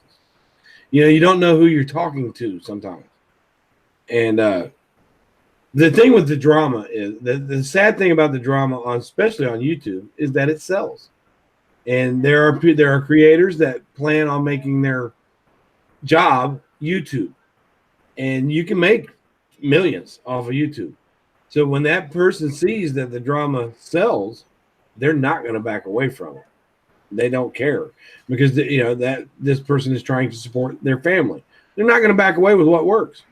It's like, you know, it's like big corporations. You know, they have policies too that shit on people, and it's a shame that drama sells so much like it does. It really, and there's nothing we can do to change that. And drama has to do with bullying. I'm listening to Simple Me. Go ahead, Simple. You know, even when people develop these groups of trolls that they go in from one live to another, you know, going to back and forth, you know, trying to get people to argue back and forth, it's really hard to step back and say, and then this is the thing, it's a game, and understanding the rules. Are you going to play the game? That's the first rule. And if you say no, that's when you close the window and you step away. Or you engage and you start with the words going back and forth and picking sides. No one should have to pick sides. People should have the rights to be individuals, watch what they want to watch, you know, and it should be done with a healthy attitude as compared to you know, trolls, or if you're going to be part of a community, you know, it's dividing things, and that's not what this platform used to be about. But this is what a lot of the social platforms are starting to becoming about, you know, appearances. Who's right, who's wrong, who are you going to back, the most popular one or the one that is not very popular? Yeah. I'm kind of a big fan of the underdog. I've always been a big fan of the underdog. Like, we all know Lady A. We all know what she did. And I tried to draw closer to her because she was like the most hated woman on YouTube at the time. And I tried to give her, you know, at least that one person that will listen to her and not judge her. And that backfired on me big time. I was trying to be nice to her because, you know, I know people were picking on her. I know she deserved it. And sometimes even doing the right thing on social media doesn't get you anywhere. No, exactly. And just like what Simple Me said, you know, we shouldn't have to pick sides. It shouldn't be side picking. It should be here supporting each other. And you know, we are our own people. We have our own abilities and creation of our own channels. And it shouldn't be about, oh, you're on that side, so I don't want to associate with you. No, it should never be like that. Yeah, I'm not going to pick sides. I'm going to, you know, like, you might catch me in one chat, and then you might catch me in the other chat, because I'm not going to pick sides. I agree with you, Bryan. And I'm not going to encourage either side to pick on the other side. I'm not doing that. I agree with you on there, because Bryan, like I said, it doesn't matter what side you're on. I don't even care. The fact is, I've already told you this, that my friendship with you will not ever change. Yeah, if you want to go watch the channel, that's great. You're supporting him, and I don't have a problem with that. Well, I'm the type of person that I kind of sometimes I call it litigating. I like to argue. I like to argue the facts. You know, I had Barry Schreck call me one time, and he was asking me about a certain case. He's a big time lawyer. He's actually founded the Innocence Project in New York. And I'm sitting here with him, and I'm talking, and my wife is talking. We're talking about this case, and he's like, "Man, you really lost you missed your calling." He said, "You'd make a damn good litigator." I said, "Oh, I just like to argue, but I don't like to argue to the point where it gets to be insultive and stuff like that. But I like to argue facts. I really like to argue facts on things, and it's like my downfall sometimes on social media. It really is, because you get people that don't know the facts on something, and they'll start to insult you right away. You're trying to debate a case, you know, and if you're winning, they'll say, "Wow, you're just a piece of shit." It turns to bullying when they start to lose. So sometimes, you know, with social media, you have to have a thick skin, and you can't. You may have to tolerate some bullying. It just depends on. But what I was gonna say is that I also believe that it shouldn't be about your subs. I feel like if you're a good creator, you earn the subs. But I just don't feel like I feel like people are basing it on subs. Well, you only have this many subs, or you only have that many subs. But it should not ever be like that. Yeah, I've heard that too, because I've been here for 11 years now, and I have about 3,600 subs. But I don't really push for. I don't promote and push for subs. And the people that I do get as subs are quality people. The people that I consider my friends. I got a couple of subs to me that picked with me, and then people keep saying, "Well, you're not monetized." It's because I turn them down. I'm a partner. I just don't monetize. I don't want to make money off of this. This is my social outlet. I mean, I don't make money when I go sit at the bar which I don't drink, but it's a lot of people socialize that way. They'll go to the bar. I don't make money then, so why would I make money sitting here? Yeah, and then I like to be home with Nicole because of her disability. So I don't want to make money off of this. And I don't do it. I don't do this for subs. The ones I get though are quality subs because I don't push for them. I don't promote. I'm not trying to. It's not a popularity contest for me. I want quality people, and I get them. Do you want to? Go ahead, Marie. Do you want to know what's really interesting is if we stop and we listen to everybody's opinions, we can often learn something totally different than what we can if we just focus on one person. Because everybody has something different to bring to the table. And that's what makes, if everybody was alike, it would be really dull. But everybody being different, they bring different facts, they present things differently, and that's when knowledge is offered, and that's when we can learn, and that expands our life. Even if we don't, have our life filled with a lot of people, we're still learning because we keep our minds open. What can this person offer to me? What can I learn from this person? Can I share something with this person? It's a two-way street. Right. She's absolutely right. And there's a lot of people that follow the good book.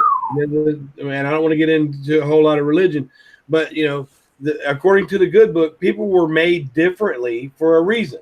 Like she just said, if everybody was the same, it'd be boring. People were made with different colors, different languages, different characters for a reason, so that there would be controversy, or so we could learn off of each other, so the right people can meet each other. Sometimes the wrong people meet each other. But like she said, if everyone was the same, we'd live in a very boring world. And I also believe that, all of us are individuals with different talents. Just like you said, we're not the same. We all come from different backgrounds, ethics, and we all have different talents. That's the way God made us all. Yeah, and I absolutely, I love people. I love to learn from them. And I didn't give up. Like, I didn't give up on John, even though he didn't like me. But I see him as a good person, and I'm glad I didn't give up on him because I learned a lot from him. Even though, we're not besties or nothing like that. But the guy is really smart, and I keep telling him, I'm not giving up on you because I can learn from you. I'm going to steal your knowledge, dude, and I have. I have. So it's something that started out bad. Sometimes on social media you can start out really bad with somebody and then make a friend. So you got to give people a chance and find out what each individual is about, and what can you offer them, and what can they offer you, and if you mesh. Like Simple Me is very smart. She's really intuitive. I don't know what you do for a living, but yeah, I'm pretty sure you deal with people somehow. Simple Me. If not, I may be wrong, but you seem like somebody that deals with people a lot, and people. There's a lot of things, going on the internet nowadays, but the main thing is, the suicide, like the bullying, that's pretty much when you get, how do I want to say it? Like when you get to that edge, like people can just break you to that point where you're just like what Simple Me said, you get to that point where you just want to end it all. Yeah. And I just feel like, your the pain just gets so bad that, people that are bullied, they just don't, they've gone through it and it just gets worse. Yeah. And sometimes they don't think it's going to get better. So then they think that's the way out. And again, today, dealing with the anniversary date of Columbine, we have to also remember that the Eric and Dylan felt like they were bullied. And that's why they went into school and did what they did, because they felt like they were driven to that point. There's also another case with TJ Lane. He's another school shooter who went in here in Ohio. He went in and he was only able to kill 3 people, but these people he felt like were bullying them. So you can drive someone to kill themselves, or you can drive someone to become homicidal at the same rate from bullying them. From being a bully to them. So we just never know who it is we're talking to. What's inside of them. And then with the Columbine, I don't want to get too much in that, but the Columbine, yes, they were bullied because they were different. The jocks bullied them. Yeah, the jocks, the guys with the white hats. And today's the anniversary of Columbine, so it's probably on topic. But the jocks, the guys with the white hats, that's when they went in the cafeteria, they told everyone with the white hats to stand up. And most of the people that got killed were the jocks that were bullying them because they were like emo goth type of people. Yeah. But I also felt bad for those boys, them being bullied at school. Can you imagine, them going to school and having to deal with that from those people, Yeah. and that pretty much sent them over the edge. I mean, I'm not justifying what they did. No, you can't justify it, but you don't know what's inside of someone that could make them feel that they're justified in what they're doing. Yeah. We all are around the same age. When we were in school, if we bullied somebody, we were usually sent to the principal's office. We were reprimanded right there on the spot. It was not an acceptable behavior. And nowadays, it's almost like there's not enough teachers with all the students, to watch the students all the time. And we try as parents to teach our kids to respond in the right way, but they're going to often watch us, how we talk. Because if you have anybody that you've got small kids, if you watch them in play, you will find them often reacting how they watch the adults. Because so many adults are like, oh, my kids aren't paying attention, they don't hear me. And you'd be surprised how much they actually mimic parents. And even like I say, when you're at the gas station pumping gas, if somebody's having a bad day, they're kicking their car, the credit card machine's not working right, or they've gotten wet from cleaning their windows, they're having a bad day, so they react. And kids kind of learn that, because I'm having a bad day, it's okay for me to react. This person's reacting and there's no consequences, so when I get to be an adult, there's no rules, which is not always correct. There's always rules. But when we were in school, that was the one thing we had smaller classes, and that was the one thing that we were taught. It wasn't sticks and stones will break our bones and words will never hurt us. We were taught words will hurt. You can't say that to somebody else. You must use your correct etiquette, manners, Another good thing that I saw when I was doing my research to help deal with people that are bad is this one Dr. Philip Resnick. He said that even if we're not being bullied, this isn't for bullies, but we should find one person every day and give them one random act of kindness a day. Somebody you don't know. That, like, it could be something as simple as giving somebody bus fare or paying somebody's bill at the convenience store if they got like just a pop or something.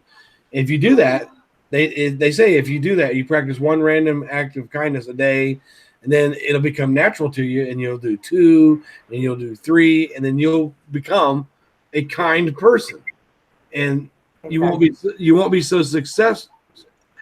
You won't. Right, and a lot of people don't understand that term, pay it forward. For that act of kindness, when someone goes, how do I repay you? I've often told someone, if you get the opportunity to do something kind for someone else, please do it. That's how you repay me. Right. Yeah, then she's right. And it's right what you said. I even just like recently, I even helped a homeless guy. I mean, I had some food and I got it from one of my deliveries, and I felt bad for this guy, and I still do, and I'll try to help him when I can.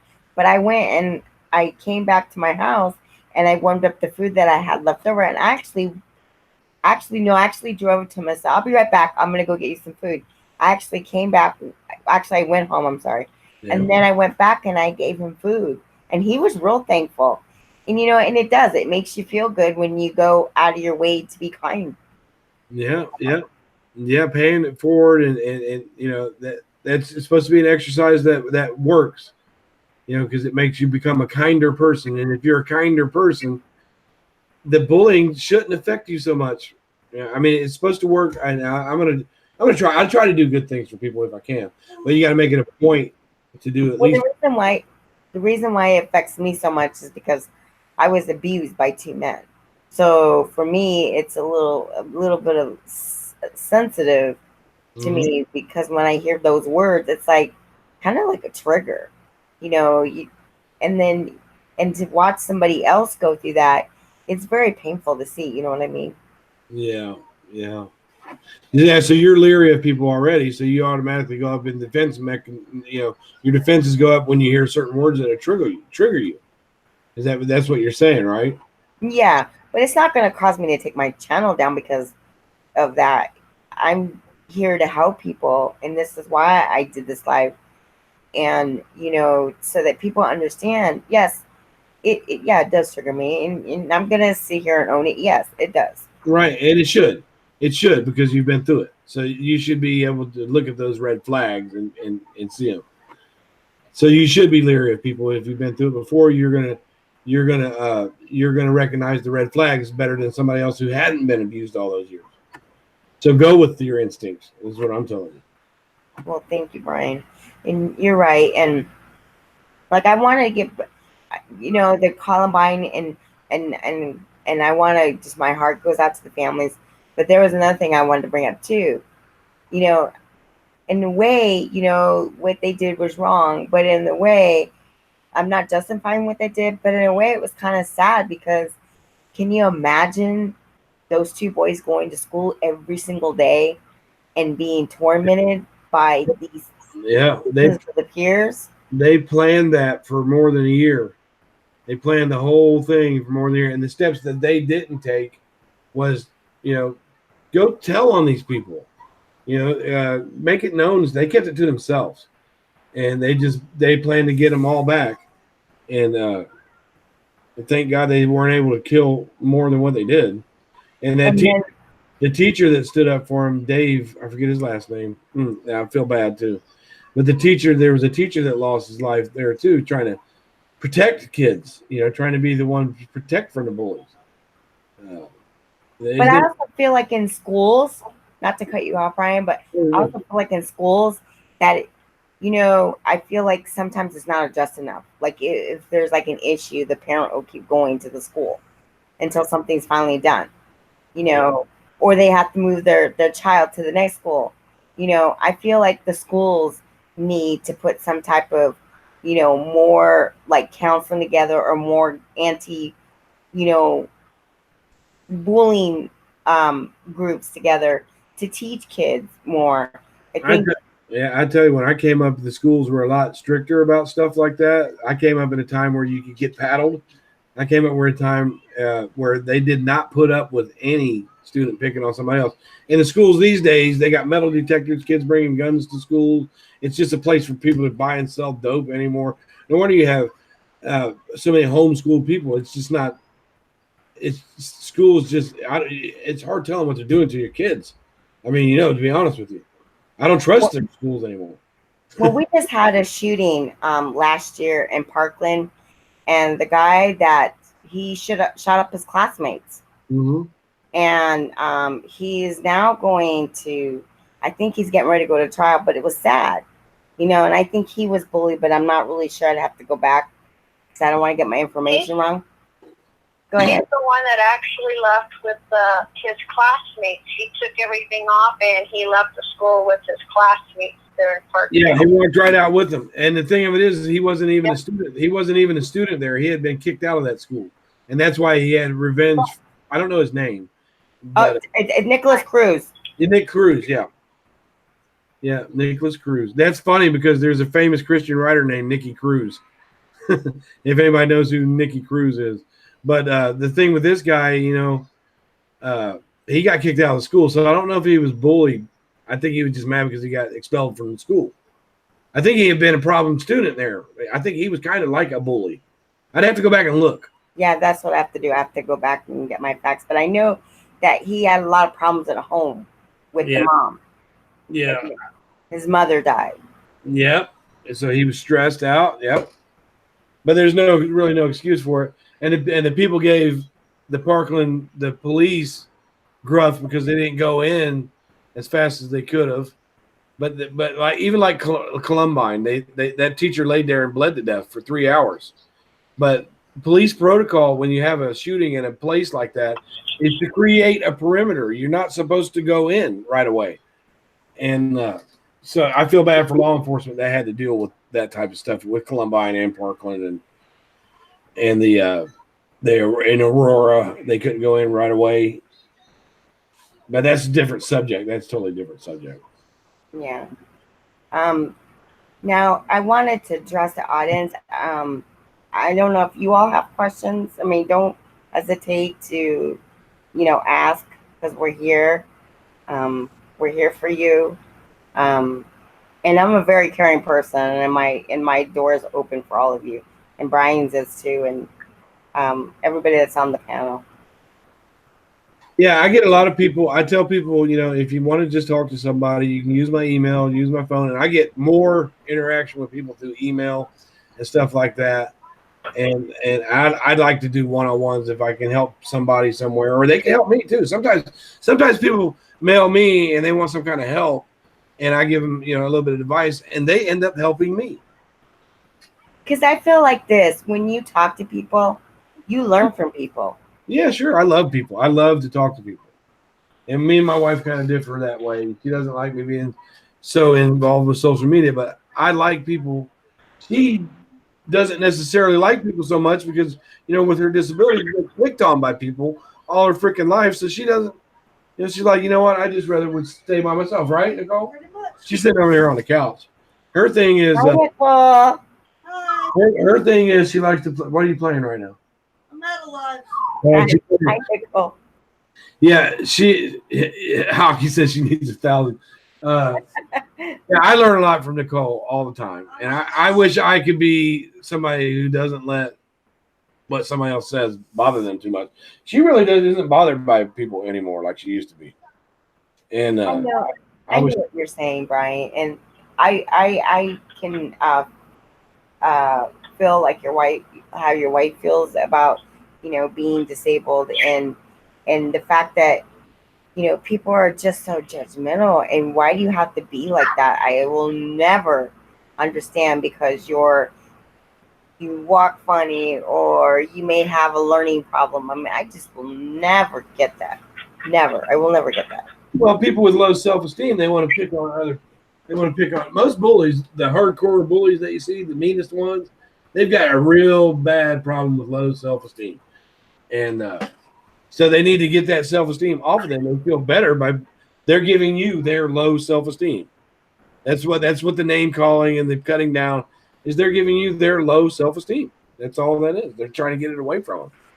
Basically, what I've learned, and they have been taught, was if someone puts you down, that means they don't feel good about themselves. So in order for them to feel good about themselves, right, they have to put someone else down, so that makes them feel better.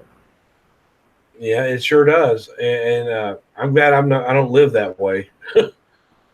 I don't pick on people, but I'm really bad if somebody comes at me. I'm just really, that's my downfall.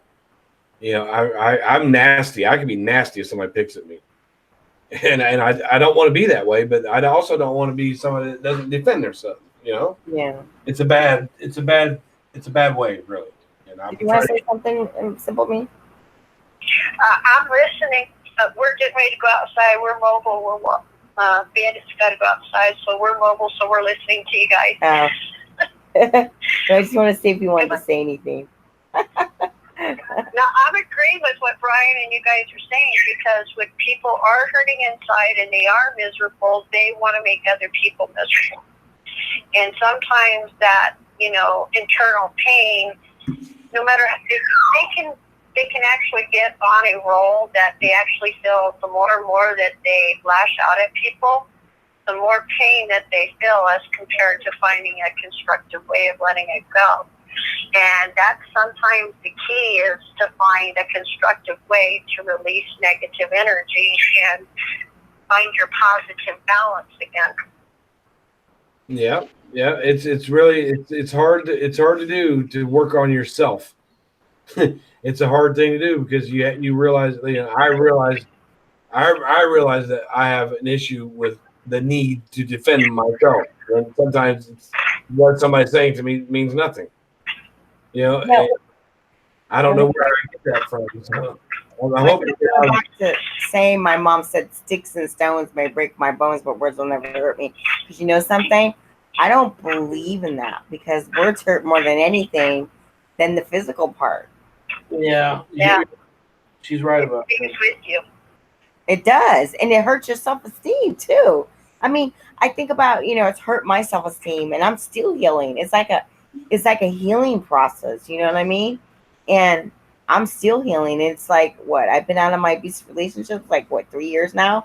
Almost 4, and I'm still healing. And I still have like a lot of problems with self-confidence. Like I don't feel good about myself still. I'm like, they tell me at work, wait, you got to believe in yourself. Well, that's a little easier said than done sometimes when you have those kind of issues. It really, I'm working on it. it really is. So, I mean, if we take anything away from this, if somebody out there is being picked on by somebody, let's try to practice ignoring it. Practice not responding. Yeah. I mean, that's probably the best thing that you can do to defeat a bully. Is just don't respond to it, and it really is hard. It really is hard. Yeah, I agree with you, Brian. It is hard, We're, but we're born with these defense mechanisms. yeah, and you just you just try not to, because what you're doing is you're giving that person your power, Right. and they're the ones that are making you feel powerless. And the more you keep reacting, the more power you're giving it back to them. So you want to take that power back by not engaging. Yeah. And sometimes it takes a while for them to realize that it's not affecting you. They will sit there and they'll jab a little bit harder and try to dig a little bit deeper and, to see if they can get a reaction. And if they get any kind of reaction, they feel that they've been successful. So that means that they will try it again and again. But if they see they're getting no reaction, then usually they walk away. They've got to find someone that they can take that power from.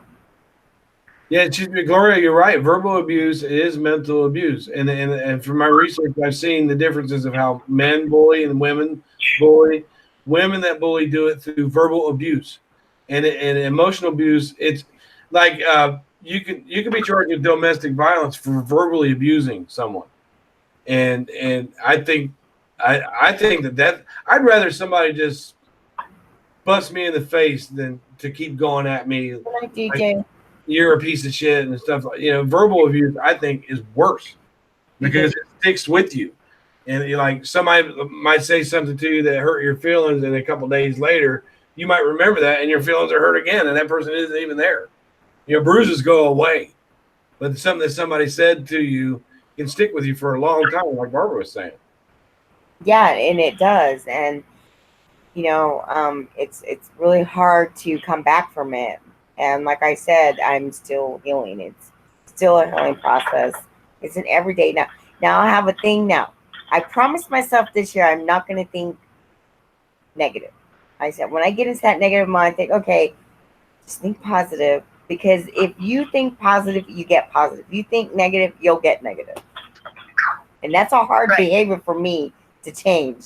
And I get in that negative mode. It's very hard, but then I start to think, okay, I'm not gonna stop thinking negative. You just get to think positive. Yeah, you're right. One of the things I've noticed is hardest for people to say, I am sorry. Yeah.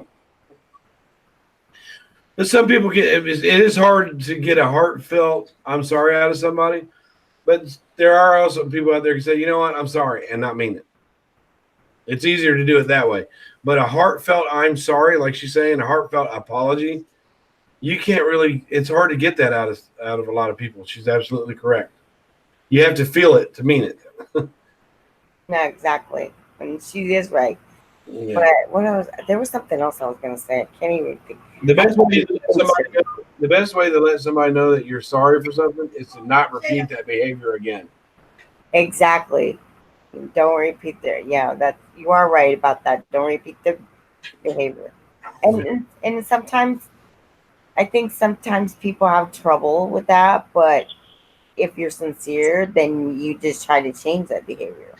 Yeah, yeah. You try to change it, and that's what I really am trying to stay out of this social media drama stuff. And I was really deep into it, and I'm trying to back away from it without losing friends on either side, and it's hard.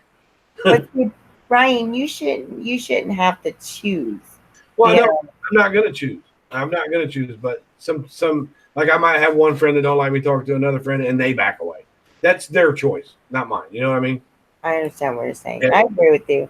I did make a choice a while back. I made a choice that I'm not going to go into Molly Golightly's chats anymore. Because as soon as I go in there, they start picking at me. It's not Molly, it's the chat. And I haven't done it, and it's been hard for me not to go in there and speak my piece, but I haven't done it. Yeah, they like to drag me. Yeah, Alexandria is right. They do like to drag me in. I think I think that we all have a right to our own opinions, and I feel like we're not allowed to speak our own opinions without something happening. So I don't, I go into at once I go into the lies, but I just don't say anything. I just kind of observe, but you know, I don't go into too many lives. I haven't gone into too many lives lately. I don't know. Last night there was a certain live that I went into, and the people who were usually really mean to me were really nice to me. But the chat in that person's live is just ridiculous, and I'm not going back over there. And it might cost me a friend, but I'm not going back over. You won't catch me in Purple's chats anymore because I'm not going to be bullied. And then when I go in there, they bully me, so I'm just going to stay away from it. What I didn't like, and I just saw the recap because I went to bed early last night because I was real tired, was the fact that there's this young woman dying and being there if she's still in here, and I feel bad for her. Mm-hmm. I saw that. The way she was toward her. I mean, come on, this woman is like on her deathbed, and you're going to be like that, right?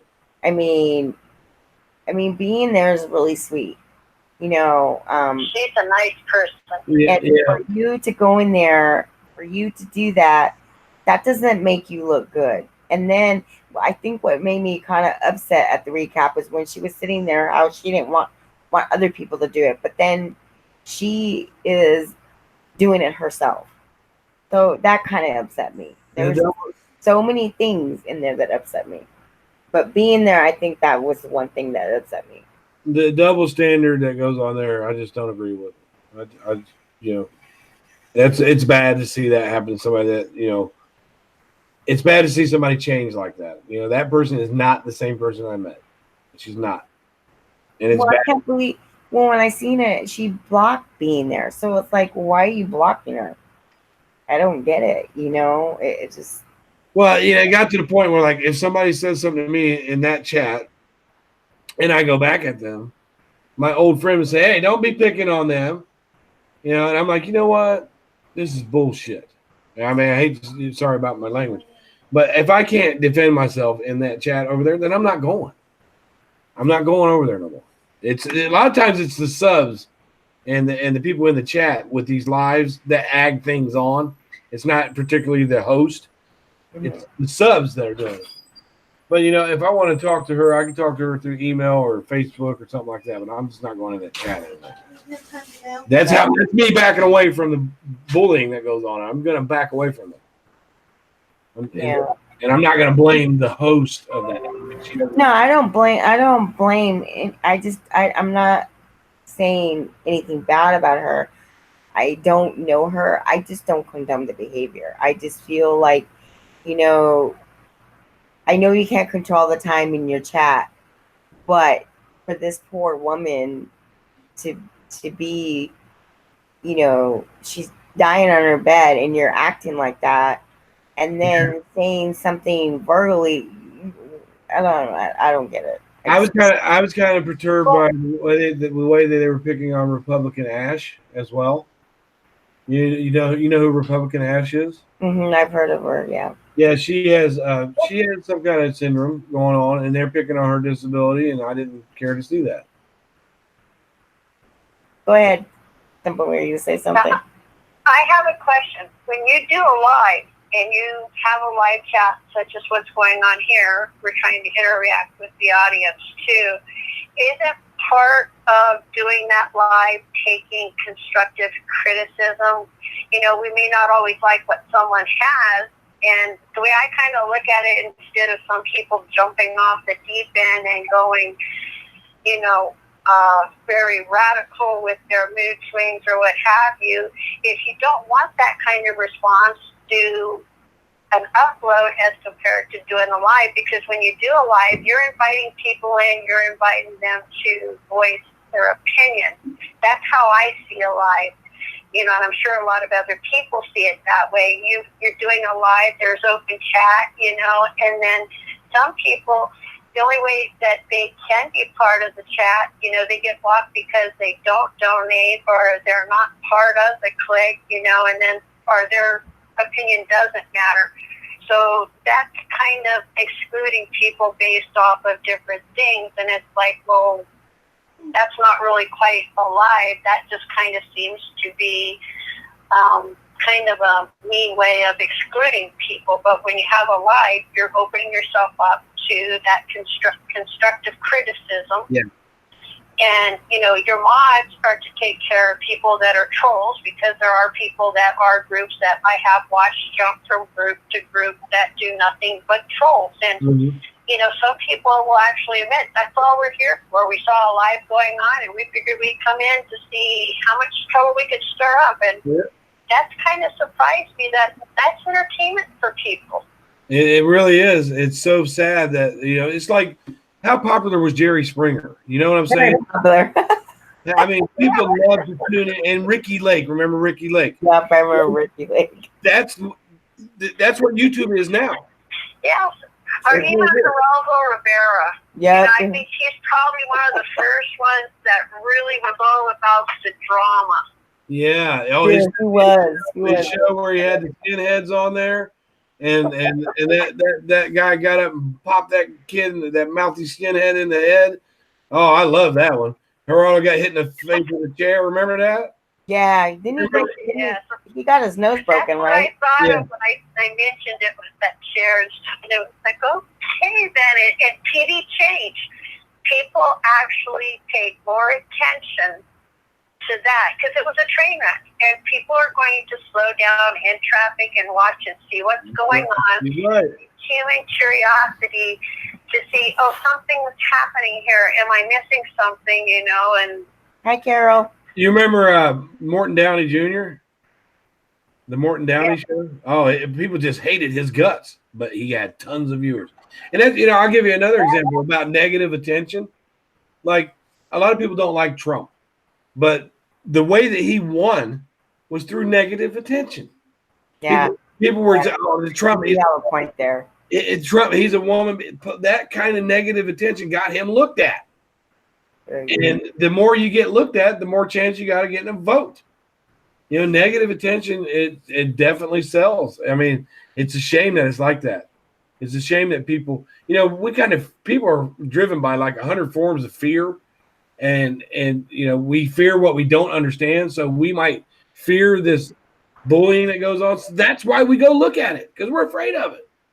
That's why we want to see it. I mean, if you think about what I'm saying, it's very logical. You know, we go look at it because I don't think it really makes me afraid. It enrages me. It makes me angry that people can go to that extreme. But though I've sat back here quietly and I don't say nothing, but I think it just makes me angry that people could go to that extreme. And why?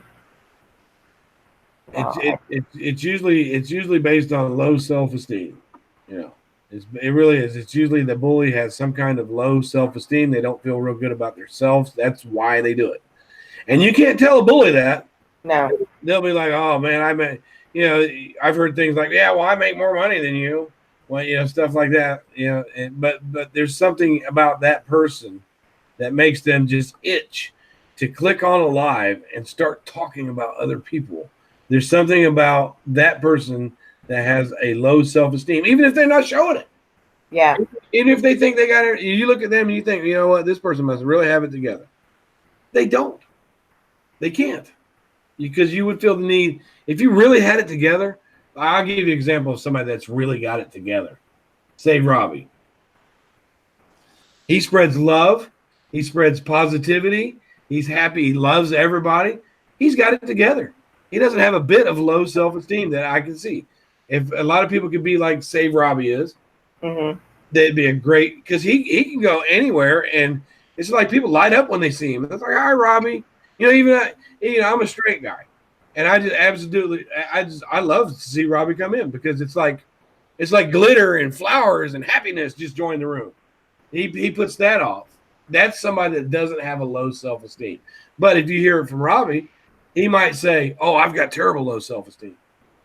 You know, but to me, somebody that has low self-esteem is somebody that's always picking on somebody else for no reason. True. You do have. I have to agree with you too, Brian. Yeah. But So, go ahead.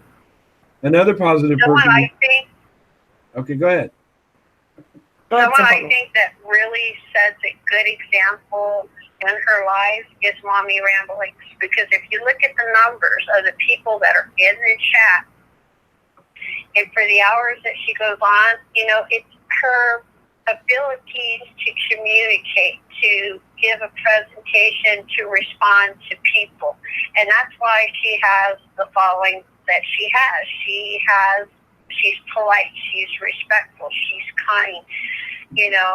I don't think I've ever seen her really get upset. I don't watch her all the time, but I have watched her grow, and that's where I say, even like with Stephen Robbie, he lets a lot roll off his shoulders, and those are good qualities, and that's something a lot of us lack or we need to have, and sometimes that's the hardest part for us to find in ourselves is to, take things with a grain of salt and say, you know what, it's not worth that. Let me find something positive about it.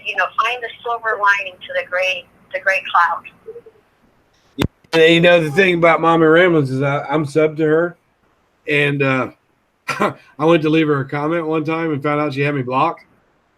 So she doesn't put up with anything that like she see me she see me doing the parodies and participating in arguing back with people that are bullying. She doesn't want anything to do with that, so she blocked me. And I'm like, okay, so she's got to be slick. So she doesn't put up with any bull crap. Like you said, she's able to communicate with people. And if she thinks I'm a part of that clique, she's also blocked Laura and Molly and all them too. But I guess she thought I was a part of that clique, and she wasn't having none of that on her channel. And I'm kind of, it's like, well, I'm guilty by association, I guess. But I don't really watch her. I don't really watch her. She's okay. She makes some good points, but like Simple Me was saying, she does have the ability to communicate with people, and the reason that her channel is doing so well is because there's no negativity over there. There's just no negativity. I've never seen it, never, on her channel. So that's a good quality that she's got. I wish she would unblock me at some point, but but maybe if she gets to know me, she might. That's okay. Yeah, she blocked you. Yeah, she blocked me. I've been a sub to her for quite a long time, and I went to leave her a comment, and I was blocked. Yeah. Well, I think what it looks like, what I feel what looks like is, you could be a good creator without the drama. Yes. And, in my channel, I don't want any bullying or anything like that because, I've had to kick. Well, I'm not going to even say their name, but I had to kick one person. I had to tell them to respect my chat, and they actually got mad at me. But it's it's about respecting people's channels. It's like when you go in a chat, if you don't like somebody, don't address them. Right. I had to block somebody last night because they were getting that Dirk Diggler guy. I had to block him because I was starting to argue with him, and I was disrupting somebody else's live by arguing with him in the chat. And I said, you know what? I just blocked him, and how that ended it right there. I'm like, wow, this works. So I don't have to look at the guy. I don't have to.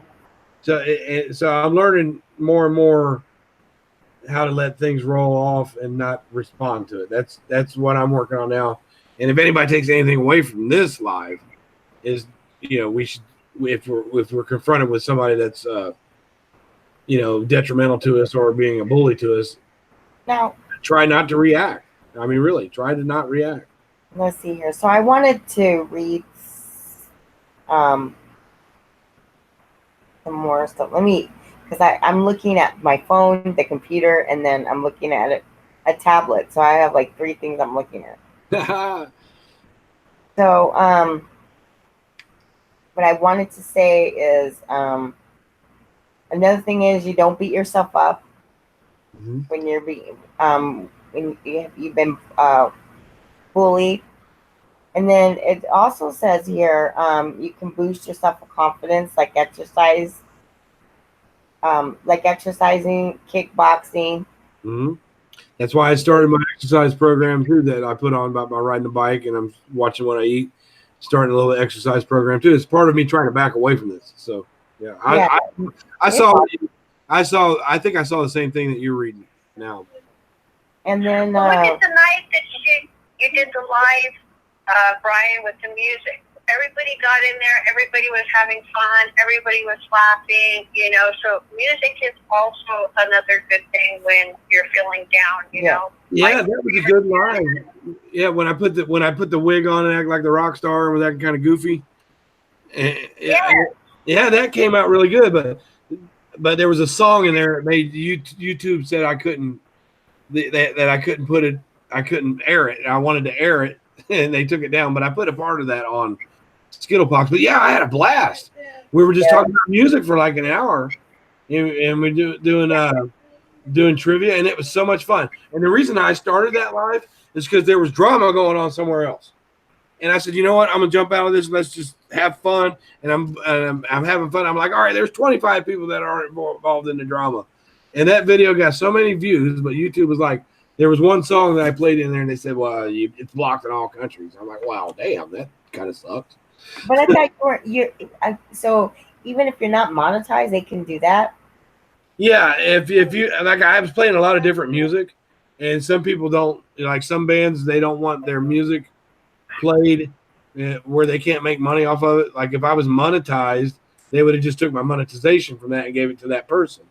But what they did was they blocked my whole channel. They blocked that whole video in every country because I wasn't monetized. I forget what song it was. It was a rap song. All those rock and roll songs that I played, they were cool. But I played one rap song that somebody suggested, and that's the one that did it. I was like, well, on hip hop then, Now I got some tips here that I was looking at. Is preventing cyberbullying before it starts.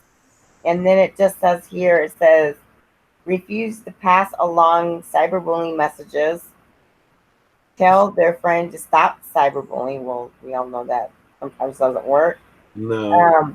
Block communication with cyberbullies. Delete messages without reading them. So don't engage in them, basically. I've done that before. I've gotten messages from people that I know is just going to be crappy, and I just if you delete it before you read it, it doesn't bother you. You're right. And then this one says never post or share their personal information or their friends' personal information online. Never share their internet passwords with anyone except you. Talk to you about their life online. So that's how you can prevent it. Yeah. You always try to be friendly if you can, but some people you just can't be friendly with, and if you can't, then you have to walk away from it. You just have to walk away from it, and it's really hard to do. And that's the message that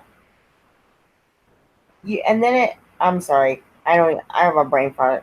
I'm sorry, but Nicole's laughing at the word. She says that a lot. It also says, share your feelings, like with people that you trust. Mm-hmm. If you're being bullied, you can share your feelings, like with the counselor or like a close friend, because that also helps talking to someone. If you don't have anybody to talk to, that makes it difficult too. And you just dwell on what's been said to you. Yeah. You don't want to get it in your head, like ruminating. Like I have a problem with that. And I'm still working on it because Yeah, I'm a little sensitive, and I'm gonna own it. I am sensitive. There's nothing wrong with being sensitive because your instincts can also be good. I heard simple being. If you're sensitive, that means you're human and you can keep yourself in check at times, you know. And to have someone to talk to, you know, even animals, sometimes animals are good to confide in because just talking to them and loving them, they're not going to say anything back to you. They sit there, they listen to you, they're loyal to you, they respect you. And I hate to say this, and everybody kind of looks at me funny because I do spend a lot of time with the training of my dog, talking to my dog so that he understands verbal commands as well as nonverbal commands. And, you know, it's like he's my best friend, and when I'm upset, he comes and he lays his head on my chest, and it's the look in his eyes like, I'm here for you. You know, you don't have to worry, I'm here, just pet me, you know. But then they also have a friend that's good that will tell you, let it go. Don't let it bother you. You know, those are the people that you kind of want to surround yourselves with, that you can tell them they hurt my feelings. You can cry in front of them, and they're not going to belittle you because if you're hurt enough, you're going to show emotions, you know, and it's better to cry than to keep it pent up and then just let it eat at you. That's when you lose your self-esteem. Yeah, and statistics show that people who own pets are less likely to be depressed, and that's why we have the dog that we have. He's actually an emotional support dog, and he's for her depression that comes along with disability, and she's absolutely correct. You know, if you have a pet, they're like a family member. They love you just the way you are. They're not going to judge you, and like I said again. Statistics show that people that own pets are less depressed than people that don't. That's a fact. Just like I got my Stinkies. I got 3 cats. One of them is named Stinky. Yeah, Nicole doesn't like cats. If I had my way, we'd have 2 or 3 Siamese cats, but she doesn't care for cats. What about dogs? Oh yeah, you guys got a dog. Yeah, she likes the dogs, but yeah, she just doesn't like cats. But she has never been around a cat that's trained and proper, that doesn't scratch up the couch or, you know, get crazy. And Siamese cats are like this. To me, they're like really smart. And I'd love to have 2 or 3 of them, but she won't. I'm not allowed to have a cat. but our dog is cool. Well, dogs, you know, if I ever get bored, all I got to do is get my parrot, start talking, and guaranteed, I do have one parrot who will cuss like a sailor. I am not kidding you. I wonder where he learned that from. He learned it from my ex, and I could be outside and people are like, is everything okay inside your house? Because he's like, F this, F that, what's your effing problem? You know, don't F off. It's so funny when parents do that. Yeah, exactly. So, and I'm not kidding. This is a true story. That one night when Molly was going off, she got my dog so terrified that my dog took off. And he left my room. I had to go retrieve him and bring him back. And in the process, my bird heard her, and he started cussing. And it was like, oh, God. So now you know I have an Amazon cussing. I've got a ringneck that's squawking. I got a macaw that's calling for mom. And then I got an African gray saying, protecting everybody. That'd be funny if your parent said, I need a tamale. Or buy some merch. So, you got like $8,000. Didn't your dog run away from Molly singing? Didn't you tell me that? Yes. I was on the phone talking to you that one night, and I'm not kidding. She'll tell you. I had a hard time getting him to come back upstairs. He looked at me, and he took off running out of the room. And he doesn't howl. He's taught not to be aggressive. He's taught not to vocalize unless I need him to vocalize. And I have never seen. He was trying to crawl underneath my bed at first. When he couldn't get underneath my bed, he took off. He went down to my son's room and crawled up on his bed and trying to get underneath the covers. And it's like, no, come back out. And I actually had to turn the phone off to get him to come back out. I tell you though, That's one thing about Molly that is funny. When she goes into singing like that, she makes them funny faces, and she kind of. I mean, it's funny. If she would just stick to parody and comedy and get out of drama, she'd probably get along with people better because she is funny. She can be funny. I have to give her that. But yeah, when she's singing, I made a couple parodies of her singing that national anthem. Now, I thought they were hilarious, but Molly didn't like them. Yeah, yeah, Molly didn't like them because I put fart noises in there with him, and it was hilarious. But she didn't like it. She's like, Bryan, come on, that's hurting my feelings. And I said, okay, Marissa, I'll take that. I wish I didn't. I worked on that for so long. I'm sorry. Parody should be conceived as a noun, a verb, or in a slang term. And if I've ever done any parody that's hurt anybody, I've apologized and I remove it. Clean and simple, because it's not meant to offend anybody. But when we look at our comedians, all our comedians have such a variety of parody that what may be acceptable for one person may not be okay for another person. Yeah, I try to. And that's why I always kind of put parody, and I try to let people know I don't mean to offend you, and it never fails that it will offend somebody because people do things differently. Their idea of parody may not agree with your idea of parody. Yeah, she didn't like it. She didn't like it. She asked me to take them down. And as hard as I worked on those videos I had up, I took them all. I got rid of them because she asked. And that's another thing that we can do to stop, because if she felt like she was being picked on and it hurt her feelings, and if somebody expresses to you that something hurts their feelings, you need to fix it. And no matter how much you don't like it, you're right. I put a lot of work in them videos that I made, them parodies that I made of her were hilarious. And I didn't know. One of them. I think I didn't even know that I had a knack for doing that. It's because I always did true crime. Yeah. And then I put these parodies together. One I did with her and Gary Busey. She there was a couple that she thought was funny, but some of them she didn't like, and so I just took them all down. I'm not going to pick on her like that anymore. But I do have videos up that about the situation with Frankie and stuff like that, and I'm going to get to the bottom of that. But I'm going to do it where I don't pick on her. I'm not going to pick on her. I think I've said enough about her. To let her. She needs to tone it down. I just feel bad for the Resnicks and everything they've been through. I think, what made me mad is after seeing that message. I will never get a grips on, how someone could do that. Without getting too far off the topic.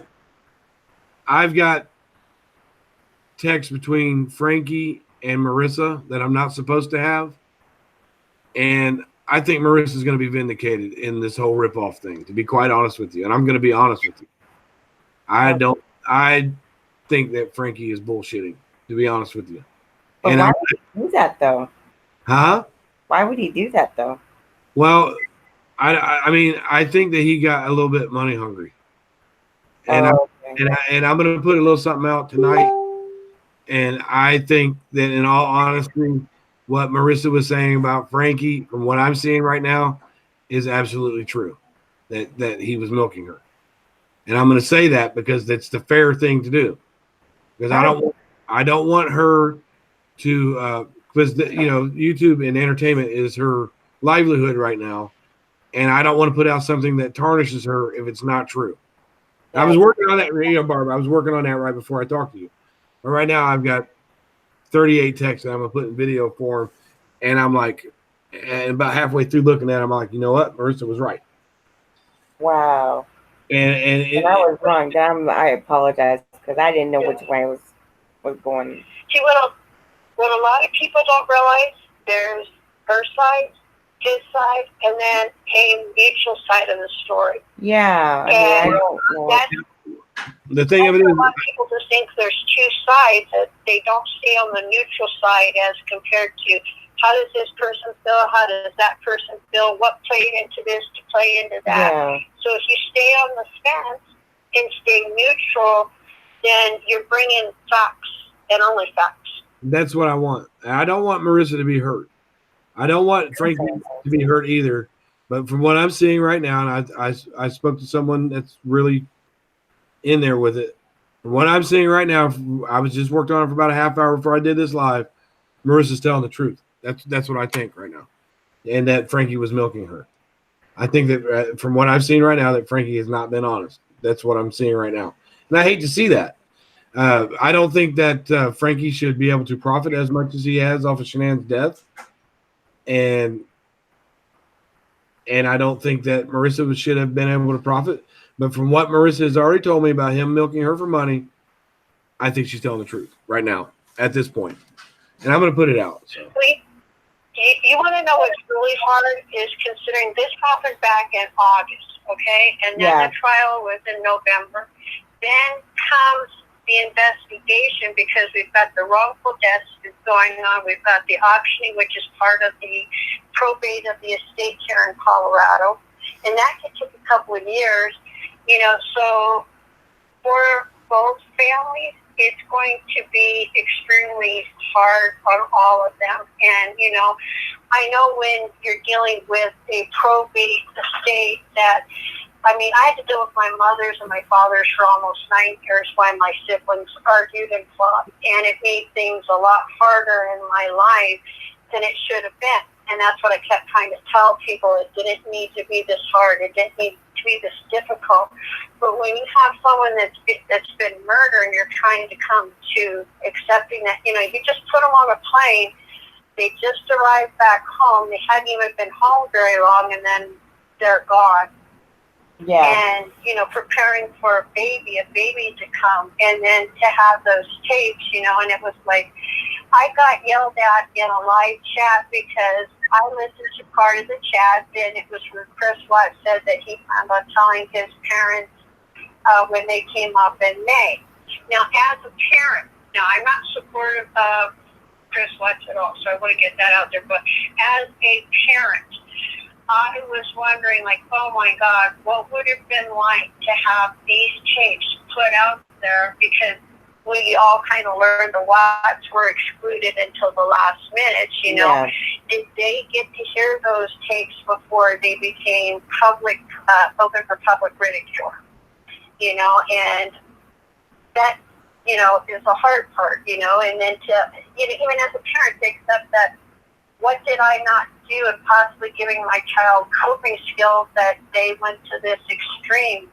As a parent, you're going to be asking all these hard questions on either side, and for the Ruseks, what did they see any red flags? Like I said, the morning that the tapes and everything hit, I doubt seriously that they went anywhere, because where could you go to get a cup of coffee without somebody walking up and saying something? You want to try to have a normal life. This stuff's coming out in public. How much you're hurting internally. And then even with the Watts family, they have to face some of the same obstacles. So, there was a lot of victims to this crime. And it's just, it's ongoing. And every time things get quiet, something gets released, and then the public gets stirred up again. Yeah, but they're auctioning the home too in the summer. That's what I heard. Yeah, it's worth $500,000. Yeah. There's either something going on with the probate estate, or somebody's trying to buy it, through the bank, where somebody's actually already put in a higher bid than what was going to be auctioned off for. Or there's possibly still an ongoing police investigation, because the police told Chris Watts in the tapes, basically, your investigation is closed. They did not say the whole investigation is done and over with. No, I think they're investigating NK. I think some of his latest confession was crap. Yeah, but she's also in private. She's also in private protection. Well, her family's got a background of law enforcement, and I think that the FBI went there to investigate her more, because I think his last confession, I think a lot of it is just crap. I think he's trying to protect her. That's just my opinion, though. I could be wrong. It's sad that the Ruseks have to think that Bella and Cece died the way they did, because I don't believe that. I don't believe that he took them out there and killed them. I don't believe that. But I do know that from the neighbors video surveillance where Chris Watts was freaking out, I saw the shadow too. and it looked to me like Chris Watts bent down and picked Bella up. I saw that right before. So it kind of throws me off. Yeah, it kind of throws me off, but I just don't believe that he killed them out of the service site. I don't believe that. I can't believe that. And I think that they really are looking into NK, but she's got some powerful people in law enforcement and her family, so they want to be sure that they have it right before they go after her. That's I think that they thought they were going to go to the FBI was going to go over to Chris Watts, and he had been in for a few months, and he was just going to say, "Yeah, she helped me." That's what I think they were expecting, and they didn't get that. That's what I think, and I could be wrong. I could be wrong.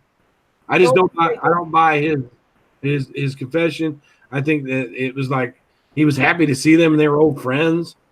You know, I don't think we've gotten to the bottom of it yet. No, I really don't. So, what was I gonna say? We'll just wait till the facts come out with everything. Well, there's one thing that's interesting about smothering deaths. There's always urine. People always let go of their bowels and their urine, and there was no urine found in his truck. There's no urine found at the site, and so that leads me to believe that they weren't harmed in his truck, like he said. Yeah. But he did say that when he put Shanann's body across the floorboard of his truck, he did say that Bella or one of the girls was saying, "Daddy, it stinks in here." But there was nothing found in the truck as far as urine or fecal matter or anything that comes along with strangulation. If somebody gets strangled, they're going to lose their bodily fluids. Yeah. And I'm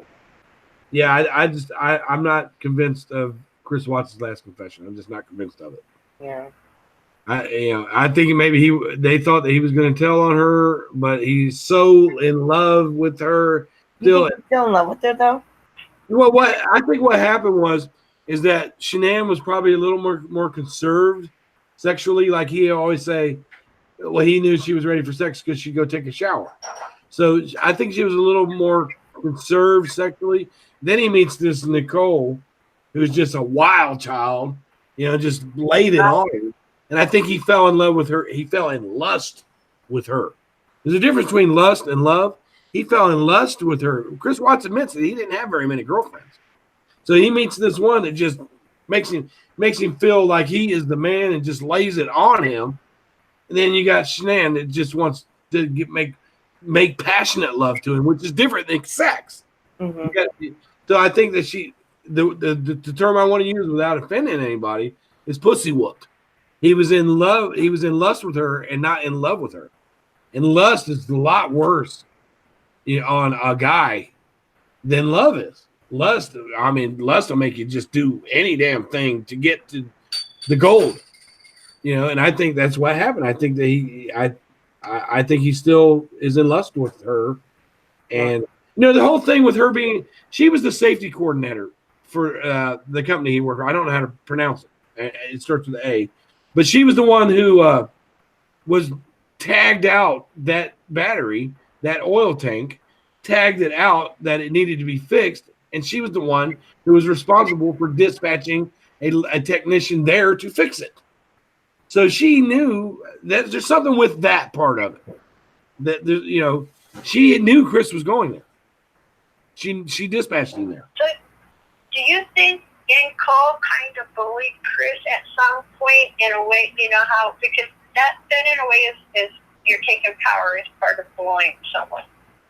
And being that she had something to offer to him that he probably wasn't receiving at home, and and for things to kind of go down the way that they did, you have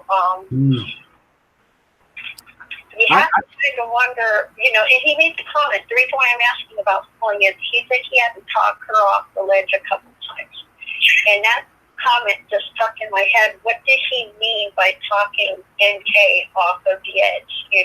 Was she, getting upset? Because it was mentioned that she was bipolar and, sometimes her thinking wasn't quite in the right place. And, she would make remarks at times, and she definitely had self-esteem issues when she talked to her friends, saying that I always get the married guys. I can never get a good one that's not married. Yeah. Yeah. She may have inadvertently planted stuff into his head, like he wasn't going to be able to keep her if he had Shanann and kids. She may not have meant to do that, but she may have shown, like this sucks for me because you got kids. You know what I mean? Yeah. Yeah. And if they can find any text where she said something like that, she could be charged with a conspiracy. Even though she didn't tell him to go do it. But I think I honestly don't think he killed those kids in that truck. I don't. Well, what bothered me was when Chris mentioned that she put pressure on the carotid artery. That's a pressure point move done by law enforcement officers when they're trying to detain, people in, a riot situation. And they usually, you can pass out from 30 seconds to a minute, and then you release them and, they don't die. But, he basically stated that, he thought it took about a minute, and then he just held on longer. So for someone who said he never hunted or anything, and knowing some people in law enforcement, and to know that he did that maneuvering without breaking any bones in her neck, and especially after having the surgery that she had a year prior. Yeah, she had minimal. He had to research some of this. Yeah, she had minimal bruising on her. And another thing that struck me kind of odd is how he said that he got up on top of her, and that's when he had a 15 or 20-minute conversation with her about how he didn't love her anymore.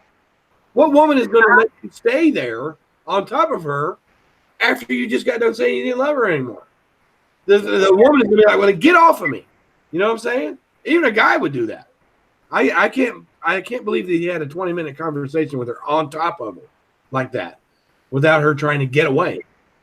A lot of his confession doesn't. But we also have to consider this too. He didn't know they were coming. All that stuff was on the fly. So if he is lying about it, he's really good at it. But when he was on TV, he was a terrible liar. He was terrible. Yeah. Yeah, he didn't know they were coming. I think there's more to the story that we have yet to hear, Well, they keep saying something that's going to come up in June. So what's all about that in June? Well, Chris Watts is going to be going. Well, I know that about the house, but there was something else. Well, no. Chris Watts does have an opportunity to back out of his plea. I don't know. I had it wrote down somewhere, but he has the opportunity to back out of his plea. There's a certain clause somewhere that he can back out of his plea, and I think this thing in June has something to do with that. Yeah, that's what I heard was June. Yeah, he could. That's what I think. But we just don't know. This case is so. It was so open to the public. The crime was we got to see everything, but what's going on behind the scenes, we don't get to see shit. None of it. Right. They're not going to release a lot of the information behind the scenes if it's still an ongoing investigation. But there was just certain things, and talking with someone on law enforcement, I do believe that Shanann was killed right before you went to work because the body usually, all the muscles release and the body will evacuate within minutes to an hour following death.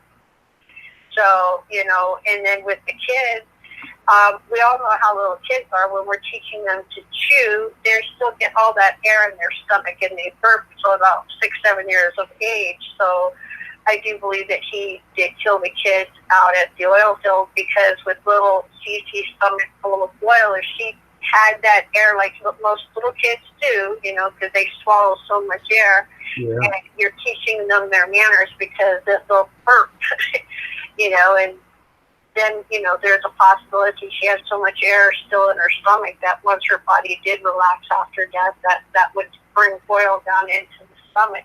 That makes sense because, they found the crude oil inside of, I don't know if it was Bella. It was one of the children. And that makes sense, what you just said. So that's what I'm saying. We just don't know. She had to have sucked in at some point. And like you said, the evacuation and the giving up of the ghost happens pretty immediately, like you said. Yeah, so that makes sense. I'm glad you said that.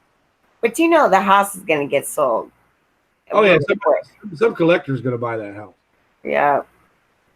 and they're not going to be welcome in the neighborhood. Well, it's a nice neighborhood. kinda- That's what it looked like. Yeah. Yeah, well, the house was worth about $449,000. That's what the house Holy was. crap. Go ahead, Simpany. After Robbie did his drive-by, going up there and all that, the movement, because that was something that the investigators brought up. There was so much movement going on in the house. And then there was movement in the house supposedly after he left. Like the basement door closing, the garage door closing, and there not being no cameras in back. And like what Robbie showed was, and someone else, I don't remember, there was a couple other YouTubers that actually showed there was that path behind the doors there. So, I kind of have to question if there was possibly another individual, and in time, if he will actually come forth with other information. I think if someone laid down in front of him pictures of Nicole skiing, because recently she was reported skiing in Aspen up here and already has another boyfriend, that could possibly bring it to terms, because he said he wanted to talk to her one more time. And, if you had real remorse, I don't think you would want to talk to somebody knowing that you threw your life away and wanting to talk to make sure that they're okay, That part just didn't make sense to me. It was like, there's still something not right there. There's also, if you look in the evidence, if you look at the documents on the evidence, there is a CD that has the video from the baby monitor that nobody's ever seen. There's video. They do have video that came from that baby monitor, and I'd like to see that because they haven't shown that to anybody. It's in evidence, and I wondered about that. That would have been something they would have used at trial if he would have tried to say he was not guilty. But why are they not showing us this CD? Yeah, because I haven't seen nothing like that, the CD at all. Yeah, because that CD tells the story whether or not they were killed at home or not, who did this and who did that. And I'd like to see that because it's definitely in evidence that they have a CD of videos from the baby monitor. That's what it's listed as. So they probably, do you think that they even probably release it to the media? Well, the thing of it is, there's no statute of limitations on murder, so they can investigate this forever. So, and maybe they're not showing it to us because I think they're still kind of investigating Nicole. I think they are. Well, she had those deleted text messages. Say it again. Go ahead, Simply. She seemed to control, we've talked about with the bullying, and there's that aspect of somebody that has the controlling abilities. And I noticed in her interviews that she would try to control the questioning and how the interviews went, even with her father showing up with her at it, so she did have some abilities in being able to control situations, how to direct the questions, to throw them off guard and onto another subject, so, Yeah, her bringing her dad with her. Her bringing her dad with her was a bit of a control thing, too. And she didn't want to give up her phone right away. She was worried about the pictures that were in there. There's deleted messages that they say they can't get a hold of, but they can. They can get those deleted messages. So I really think that they're still investigating her. If she said anything like, I wish they weren't around, I wish you didn't have, this, anything like that, then they could bring her up on conspiracy. Yeah. Yeah. Well, we kind of got off the topic, but it's okay. I guess it's okay. Yeah, it was off topic, but it did fall along the lines of bullying and where bullying can go, but the part about bullying is, with realizing that when bullying starts out and where it can actually end up to, so that's kind of the worst extreme where it could possibly end up to, when you've got someone who actually controls, but like with the smaller bullying, that can often start when we're children, and that's where I say, nobody can ever say that they haven't bullied somebody at some point in their life, whether we're rude at the checkout while we're driving, in the grocery store.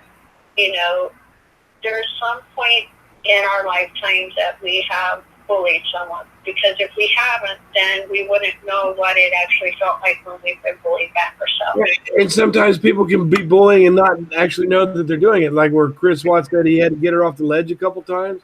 She was probably inadvertently bullying him. The reason that he killed his family was because of Nicole. That's why he did it. Not that he meant him to do it, but the reason that he did it was because of Nicole. That's why he did it.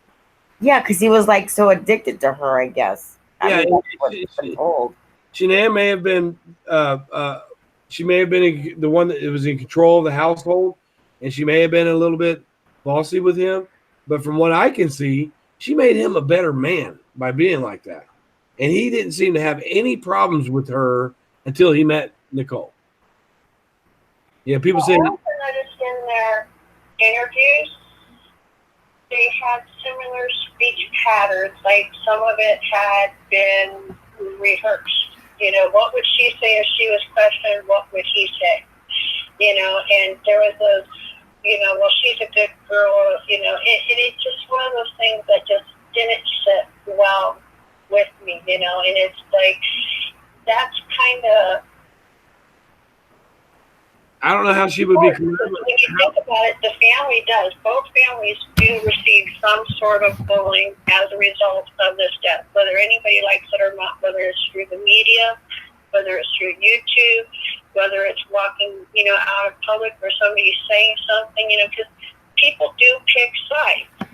And there's people out there that think there's people out there that think Shanann deserved it because of the way she was at Chris, and I absolutely disagree with that.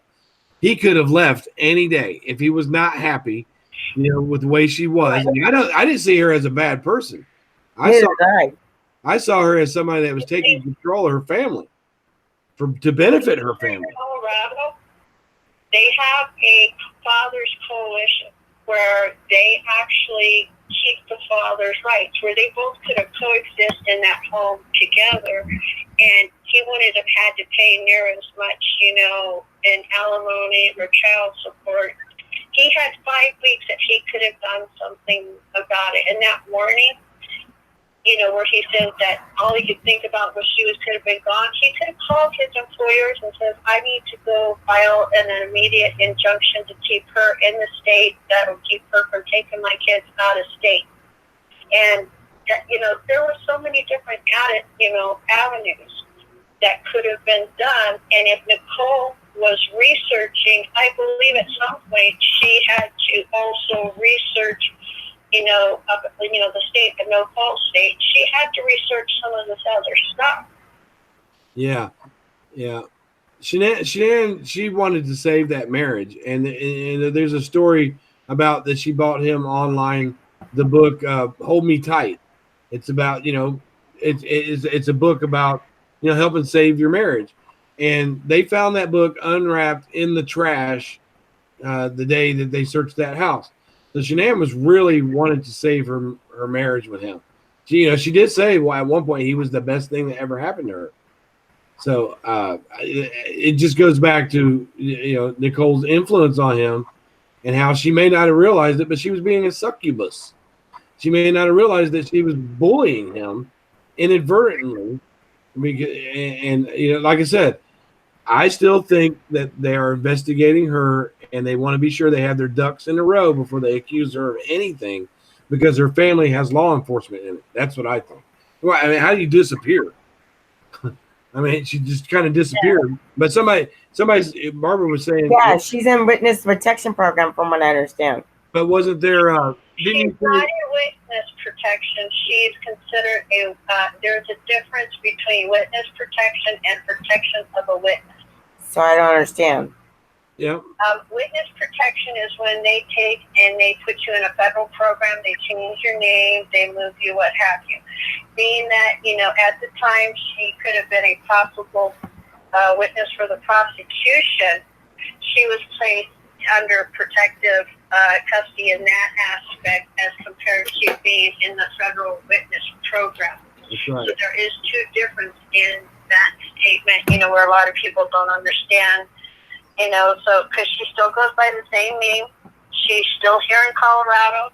She doesn't live where she used to live. She's moved, but, you know, she's still here in Colorado, and she does still have, you know, goes by the name, just changed a little bit. Her dad sold his part of the business, and they've moved away from it. But, you know, as far as being in witness protection, they change your name. They move you. They give you a whole new identity. You know, she wouldn't be caught being photographed skiing on the ski resort in Aspen this last winter. Yeah, she's right. Yep.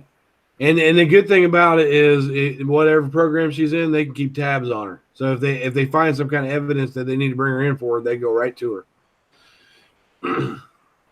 Yeah. And by watching her, they may still be investigating her, and, you know, with their phone, being that they have her phone for a short period of time, they could plan any kind of be able to track her movements and understand her text. They've got total access to her text, even though she wiped her phone. You can't wipe the server. No, you can't. And that goes right back to the Hillary Clinton thing. You can't wipe the server. You're absolutely right. Somebody asked, would any guy date Nicole now? Yes, they would. Chris Watts gets love letters from women to this day. People are attracted to that kind of popularity. It's like these like my son. You know, he's in prison for a horrendous crime, but he gets girls that write him all the time. People are attracted to that stuff, and it baffles me. She's probably got guys hitting on her left and right now because she's crime famous. I don't know. You know, you got well, you know, like Darlie Routier, she's got that new boyfriend now, and he stands behind her. He's never able to touch her, and he absolutely loves her, but he's not able to have anything physical with her. But he loves her to death, and he's a smart guy. Darren Gross, he's a smart dude, but they're attracted to that. Yeah. Why? Yeah. Chris Watts gets all kinds of love letters. I mean, you got to admit, he's not a bad looking dude. No, he isn't. But he's crime famous, and people want to latch. Charles Manson, he married a 29-year-old woman before he died. You know, because they want to be attached to that kind of mystery. It's mystery that attracts. Yeah, he just passed away this last year in prison. Do you know that he is actually the first person that has used the term garbage people back in 1969? Yes, and I made a video of it. It's on my Skittlepox. I made a video of it. It says, "What is a garbage person?" It's Charles Manson said it during his trial, and he's like, "Look, you guys created me. I'm your garbage person." Yeah, I made a video of that. Simple Me. I caught that, and I think it's on my Skittlepox. But yeah, it breaks it all down where Charles Manson was talking about it. He was the first person that used the term garbage person. But, and not to mention that since he also had a following that would do whatever he wanted. So that kind of falls back to where Molly Golightly is. Because a lot of times her subs do stuff that she doesn't even ask them to do. You know, see, what I don't like, Bryan, is that they are calling people garbage people, because I don't feel like nobody's garbage. I mean, that's like kind of offending to someone when you're garbage. It's very dismissive. Yeah, that's just like messed up. Anybody that would call someone else garbage has to have a lot of trash in their own pocket. You know, to call someone else, because there's a saying, God didn't create no junk. And even the Bible says, come to me as you are. So nobody, even the worst killer, even the person that committed the most horrendous crime, deserves at least one person to be on their side. I believe that. I honestly do. Even no matter what they did. I don't think there's any type of, well, I don't know. Pedophilia is something I don't agree with. And then being called ghetto. Okay, I lived in the ghetto. You know, okay, I lived in a really bad ghetto. But I don't think that we should be called ghetto. I mean, it's like, Some people, do you even know what that word is? Or Rodeo Drive versus the ghetto. Yeah, it shouldn't be like that. I mean, Especially when that person has made that statement has never been to Rodeo Drive. but I heard that's ghetto. It is. It's not. It's the only thing that Rodeo Drive is used for now is for people to show off their cars and drag race. Really, and there's a lot of robberies that go on down there. It's not. I mean, it's just it. If you have a lot of money to shop, that's the place to go. But yeah, it's just a show place for cars now. Really, that's where everybody gets. Let's go down on Rodeo. We've got this car. That's all it is. They drag race. It's dirty. I mean, and everybody from that goes to Rodeo is from somewhere else. Yeah. Were you gonna say something? Well, what's up on me? I was just going to say that, people have names that they either, whether it's a username that they choose to go by, or their given names. And that when we address people by those names, we're showing them a sense of respect, and that's one thing that I kind of noticed that some people do enjoy, that, they want to be called that. And if they're called anything else, they do get offended, but yet they don't see how they can offend anybody else. And one thing I want to tell people, in the native beliefs, turkeys is considered a southern eagle. It's a form of an eagle in the Native American beliefs. So if you want to say that people are turkeys, then they're still soaring up there with the eagles, because Native American Indians recognize turkeys as a sacred bird. Yep, that's right. Yeah. She's very smart. I've seen her. I've seen some of me in the chats before, but I haven't. See, this is what's cool about YouTube. I do try to find the humor in things, because like I say, it's a matter of whether you're going to empower somebody, and it was like a long time ago, instead of getting upset when somebody would call me the C word, the cunt word, I would turn around and tell them, yes, I can understand normal thinking, so if you want to call me a cunt, please understand I can understand normal thinking. And I mean, people would look at me like, oh, wait a minute, you just turned that around on me. That's not what I meant. And I would walk away and kind of, chuckle, because they didn't get what they wanted from me. I actually threw them the curveball back. I got so much crap. I got so much crap for saying that to Laura, but I mean, she was just acting that way. I mean, she was really coming at me, so that's what I called her. And she goes, "That's the worst word you can say to a woman." But they do it to each other. Excuse me, but ghetto is the worst thing that you can say to people. I don't. Yeah,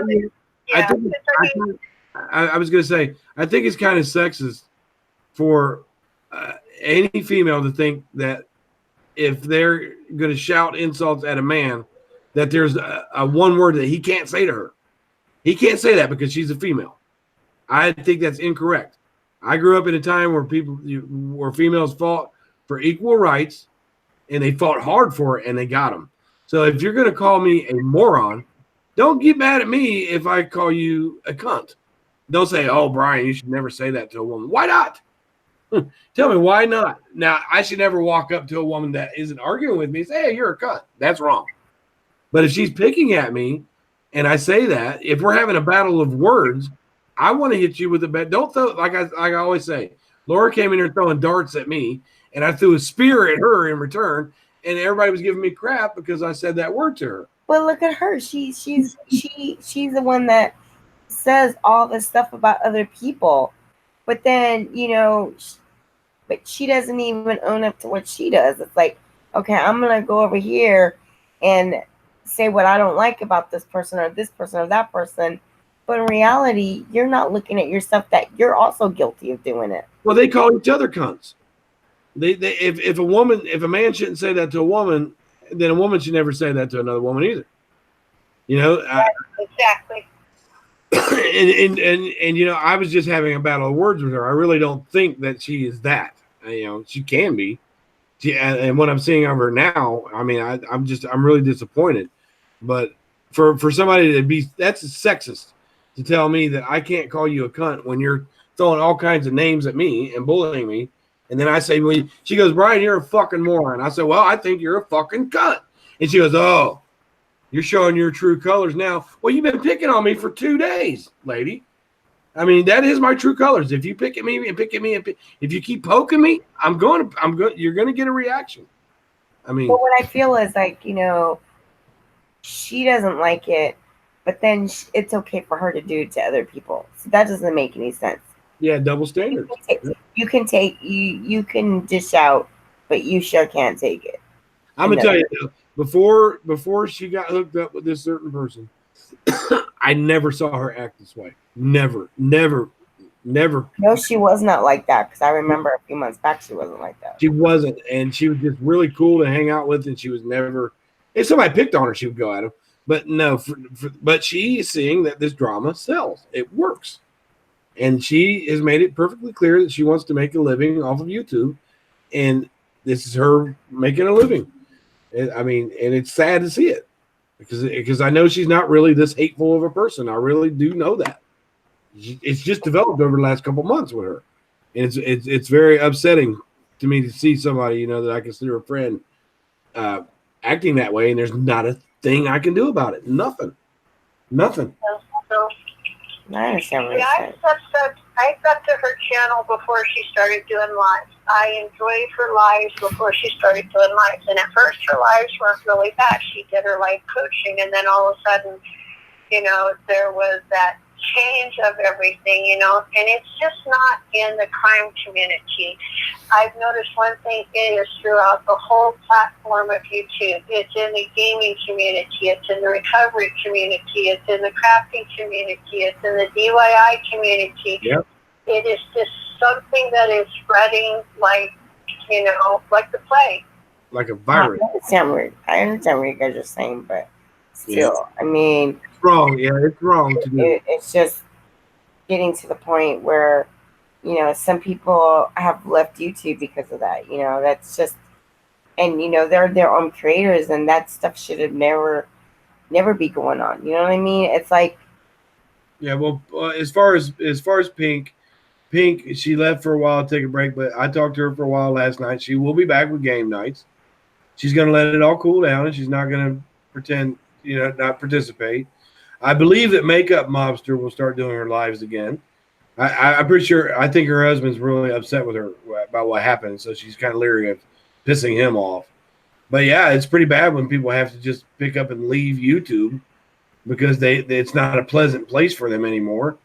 And Pink Lady Luck. She's very positive, and I liked her channel, and I wish she'd come back sooner.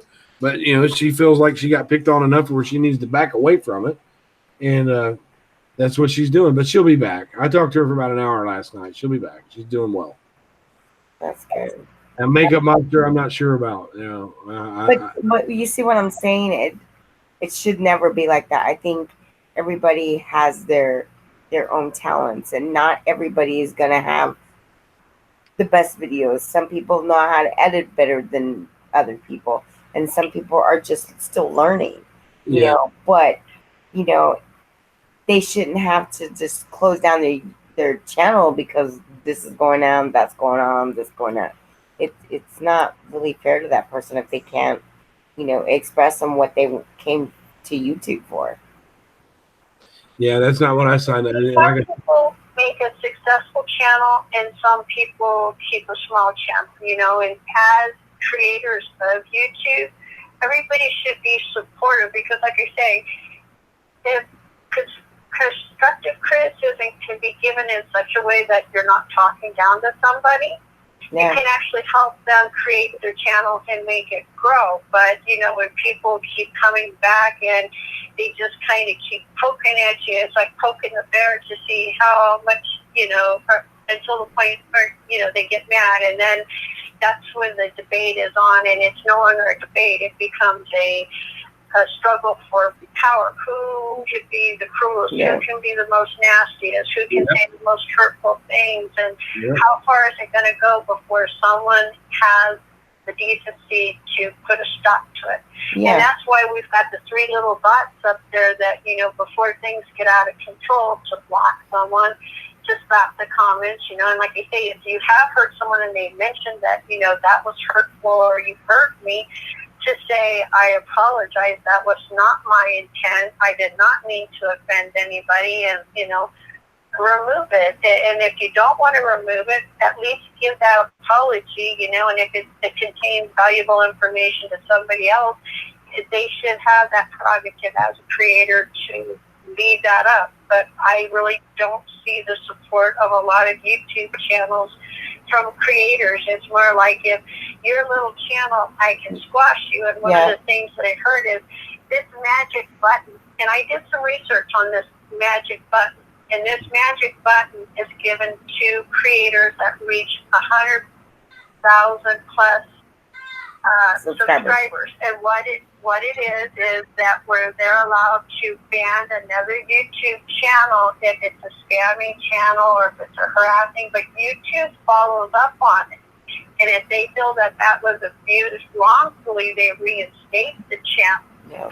So there is really no magic button to totally delete somebody's YouTube account unless they have created multiples for trolling, spamming, and you're not allowed on, once you do get to use this feature of YouTube, you cannot delete somebody who has more subscribers than you. And if they find you abusing it, they take that ability from you. But they figure once you get 1,000 plus subscribers, not 1,000, 100,000. Let me correct myself. 100,000.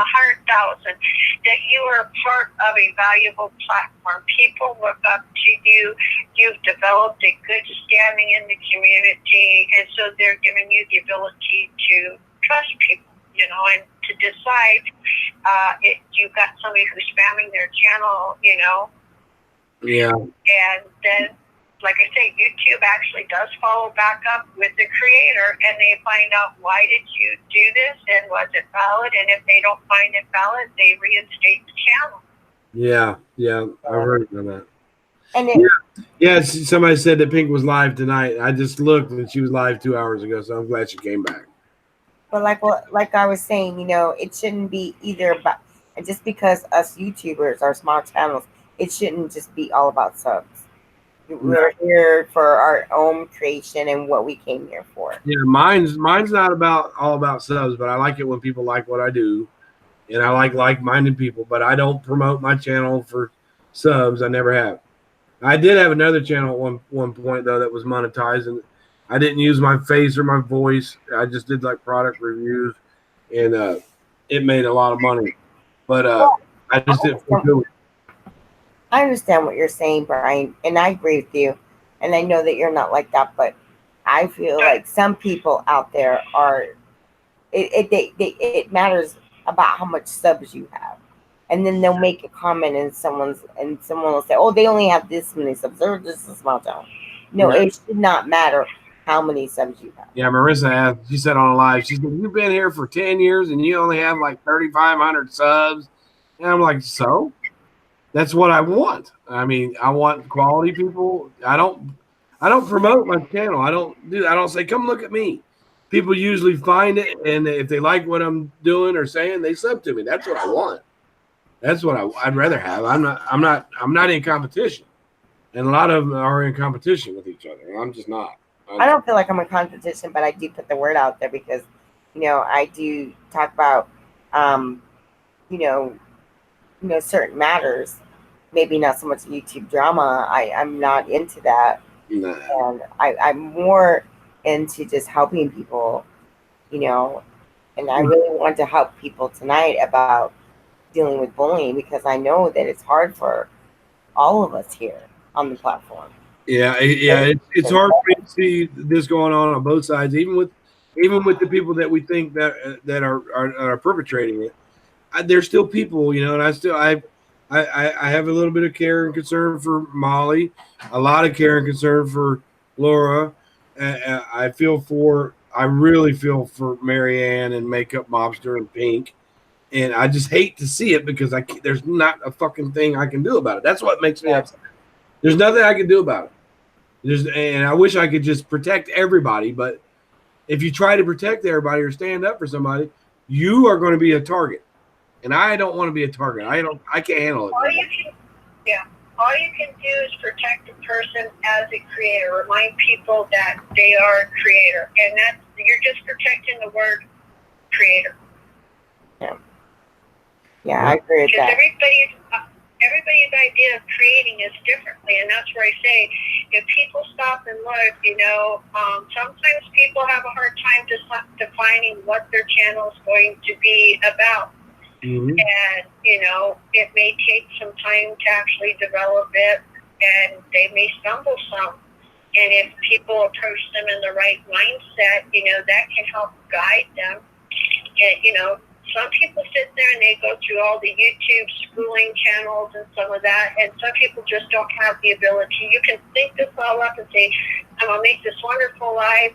Then you get on there and you can't articulate it the way that you had it in your head. Exactly. And what I was saying is the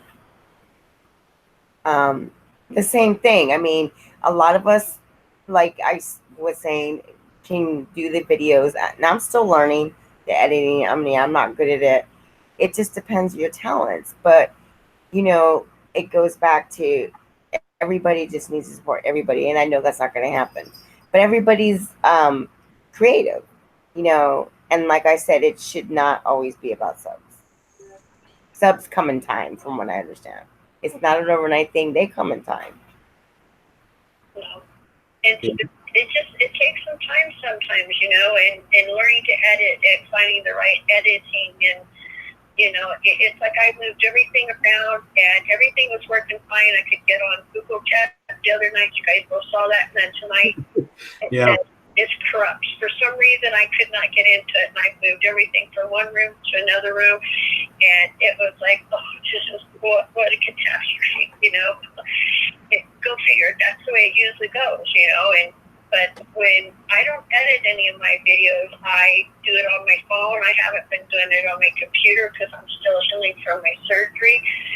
And in time, I'm hoping to do that, and I'm hoping to learn from other people, and going in to watch different people sometimes how they do things. But I've seen in the last 6 months where a lot of people that do have the creative ability to articulate, there seems just to be that uproaring of unhappiness, and there's that competition, and I like to blame it on the full moon, but I'm not sure I can do that. And something, it should never be about competition. Yeah, that's why my channel. That's why my channel is like a hodgepodge. I mean, I'll do family videos. I've done cooking videos. I've done poetry. I've done true crime. I've done drama. If you go look through my videos, it's just all over the place. Because when you get monetized, you really have to stick with a singular platform to be successful. You have to, like, if I wanted to monetize and make my channel true crime, that's all it can be, is true crime. And I might have a day with my kids where they want to come on and say hi. And if I'm a true crime channel and I do something like that, it throws everybody off. So I've got all kinds of different stuff on mine. That's another reason why I don't like to monetize, is because you got a little more freedom of what you can put up. You got a little more, you're not so censored. Yeah. Eric, if you go through my videos, you can see I can throw down in the kitchen. I've got some good recipes on there. You just have to dig for them. You just have to dig for them. So you're liable to get anything when you see my channel. I mean, everybody's going to be their own person and what they choose to do on their channel, and it shouldn't matter what they do on their channel to that other person. That's their channel. That's that's what they want to have on their platform. Then nobody should have anything against it. It's what they want on their platform. I don't, Right. It shouldn't be, well, they shouldn't be doing this, it shouldn't be that. It's not up to you. It's their channel.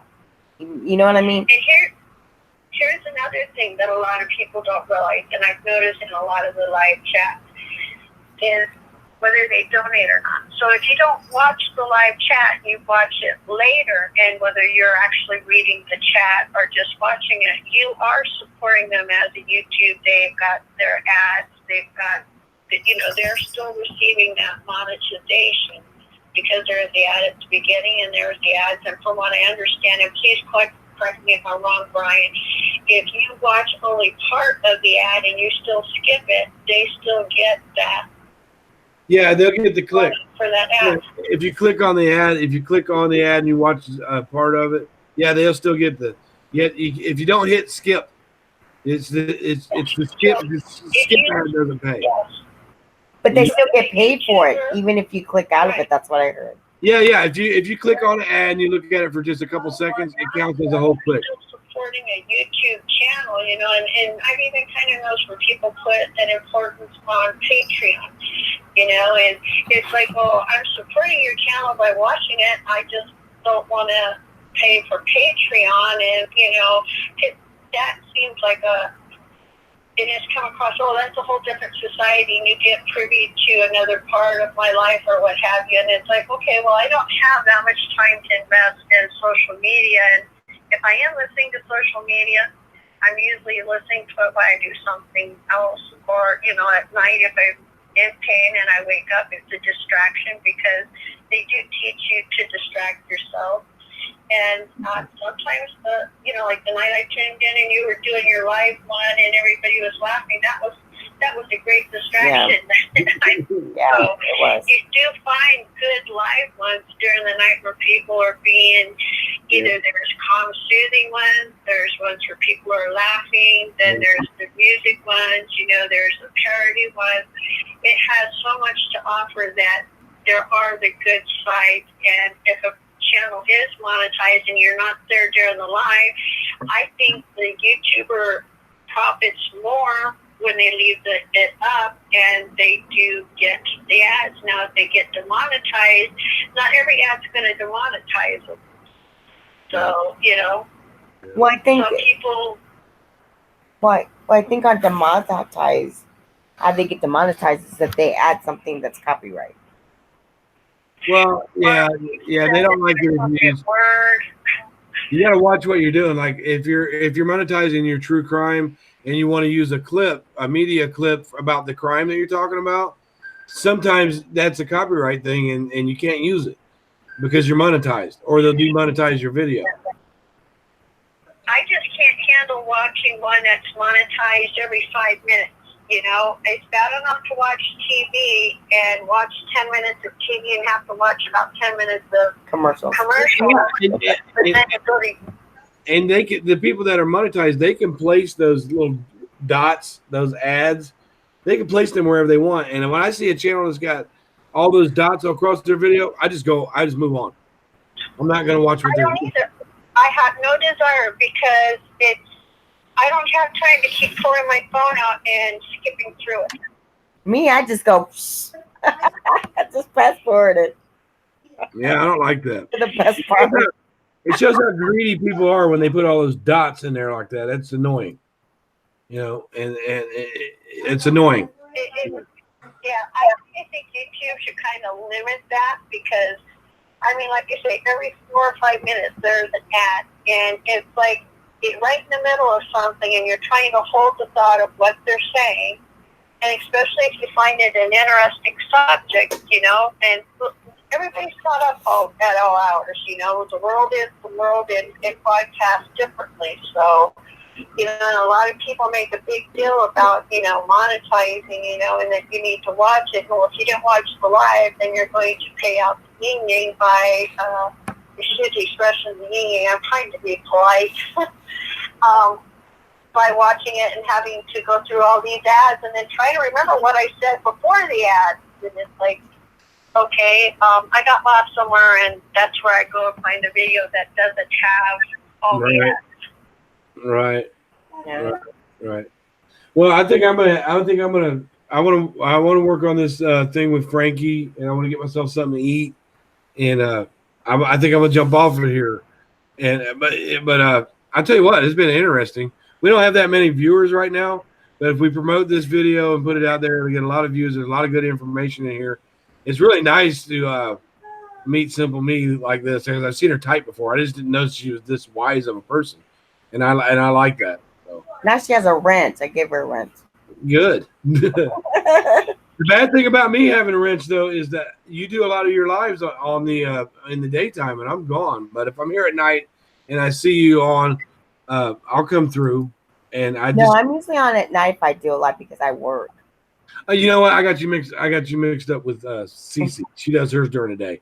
I usually work. I go in about 3 o'clock, and I'm home by 1 o'clock. So yeah, if I see you, and sometimes when I'm out at work, I'll click a live on. If I see you and I'm able to mod for you, I'll do that. I'll do that. But you didn't have any drama in here. Thank you, everybody. Thank you for all coming. But as your channel gets bigger, we only had a few viewers. But as your channel gets bigger, you will have people to come in to troll, and they seem to follow me somewhere, but tonight they didn't, so I'm glad. I don't know if there's usually the Saturday night drama night thing going on somewhere. That may be the reason why we don't have so many viewers. But I'm sure that if we promote this video, it's very informative. If we promote it and put it out there, we'll get a ton of views on it, and people might learn something. That's good. Well, I'm just blessed that everybody came by. I'm not, I'm not up for the number in the chat. Just as people were here and supporting my channel, that's all that matters. Yep. And maybe we could actually get some sort of a group started because it seems like we're all on at different times. That maybe if anybody ever needs someone to talk to, that we have a group where someone can go into it, and there will always be someone in some shape, form, or fashion that someone could talk to. Yeah, and if you know a loved one or anybody that's either in a domestic violence situation or feeling like they want to kill themselves, there's a national hotline for suicide prevention, and then the domestic violence hotline. They're there 24/7. That's great too that we have those. Somehow I'm going to put those on my subscription down below this video. Okay, good. Bryan, it's been a pleasure. I thank you guys, and you both have a wonderful evening. Yep, thank you too. Everybody else. Well, hang on, Simple Man. I'm gonna continue to talk to you, but yeah, we're gonna get going. And thank you, Bryan, for coming on, and thank you, Simple Me, for coming on. I'm glad we got to talk about this topic, and it was wonderful to have you guys. We'll have to do it again. Yes. I thoroughly enjoyed it. I'll talk to you ladies later on. And I put my email in the chat for Eric G, but people are welcome to use it if they just want to talk or vent or something like that. So I'm gonna sign off now, and I'll see you guys when I see you. Okay, bye-bye.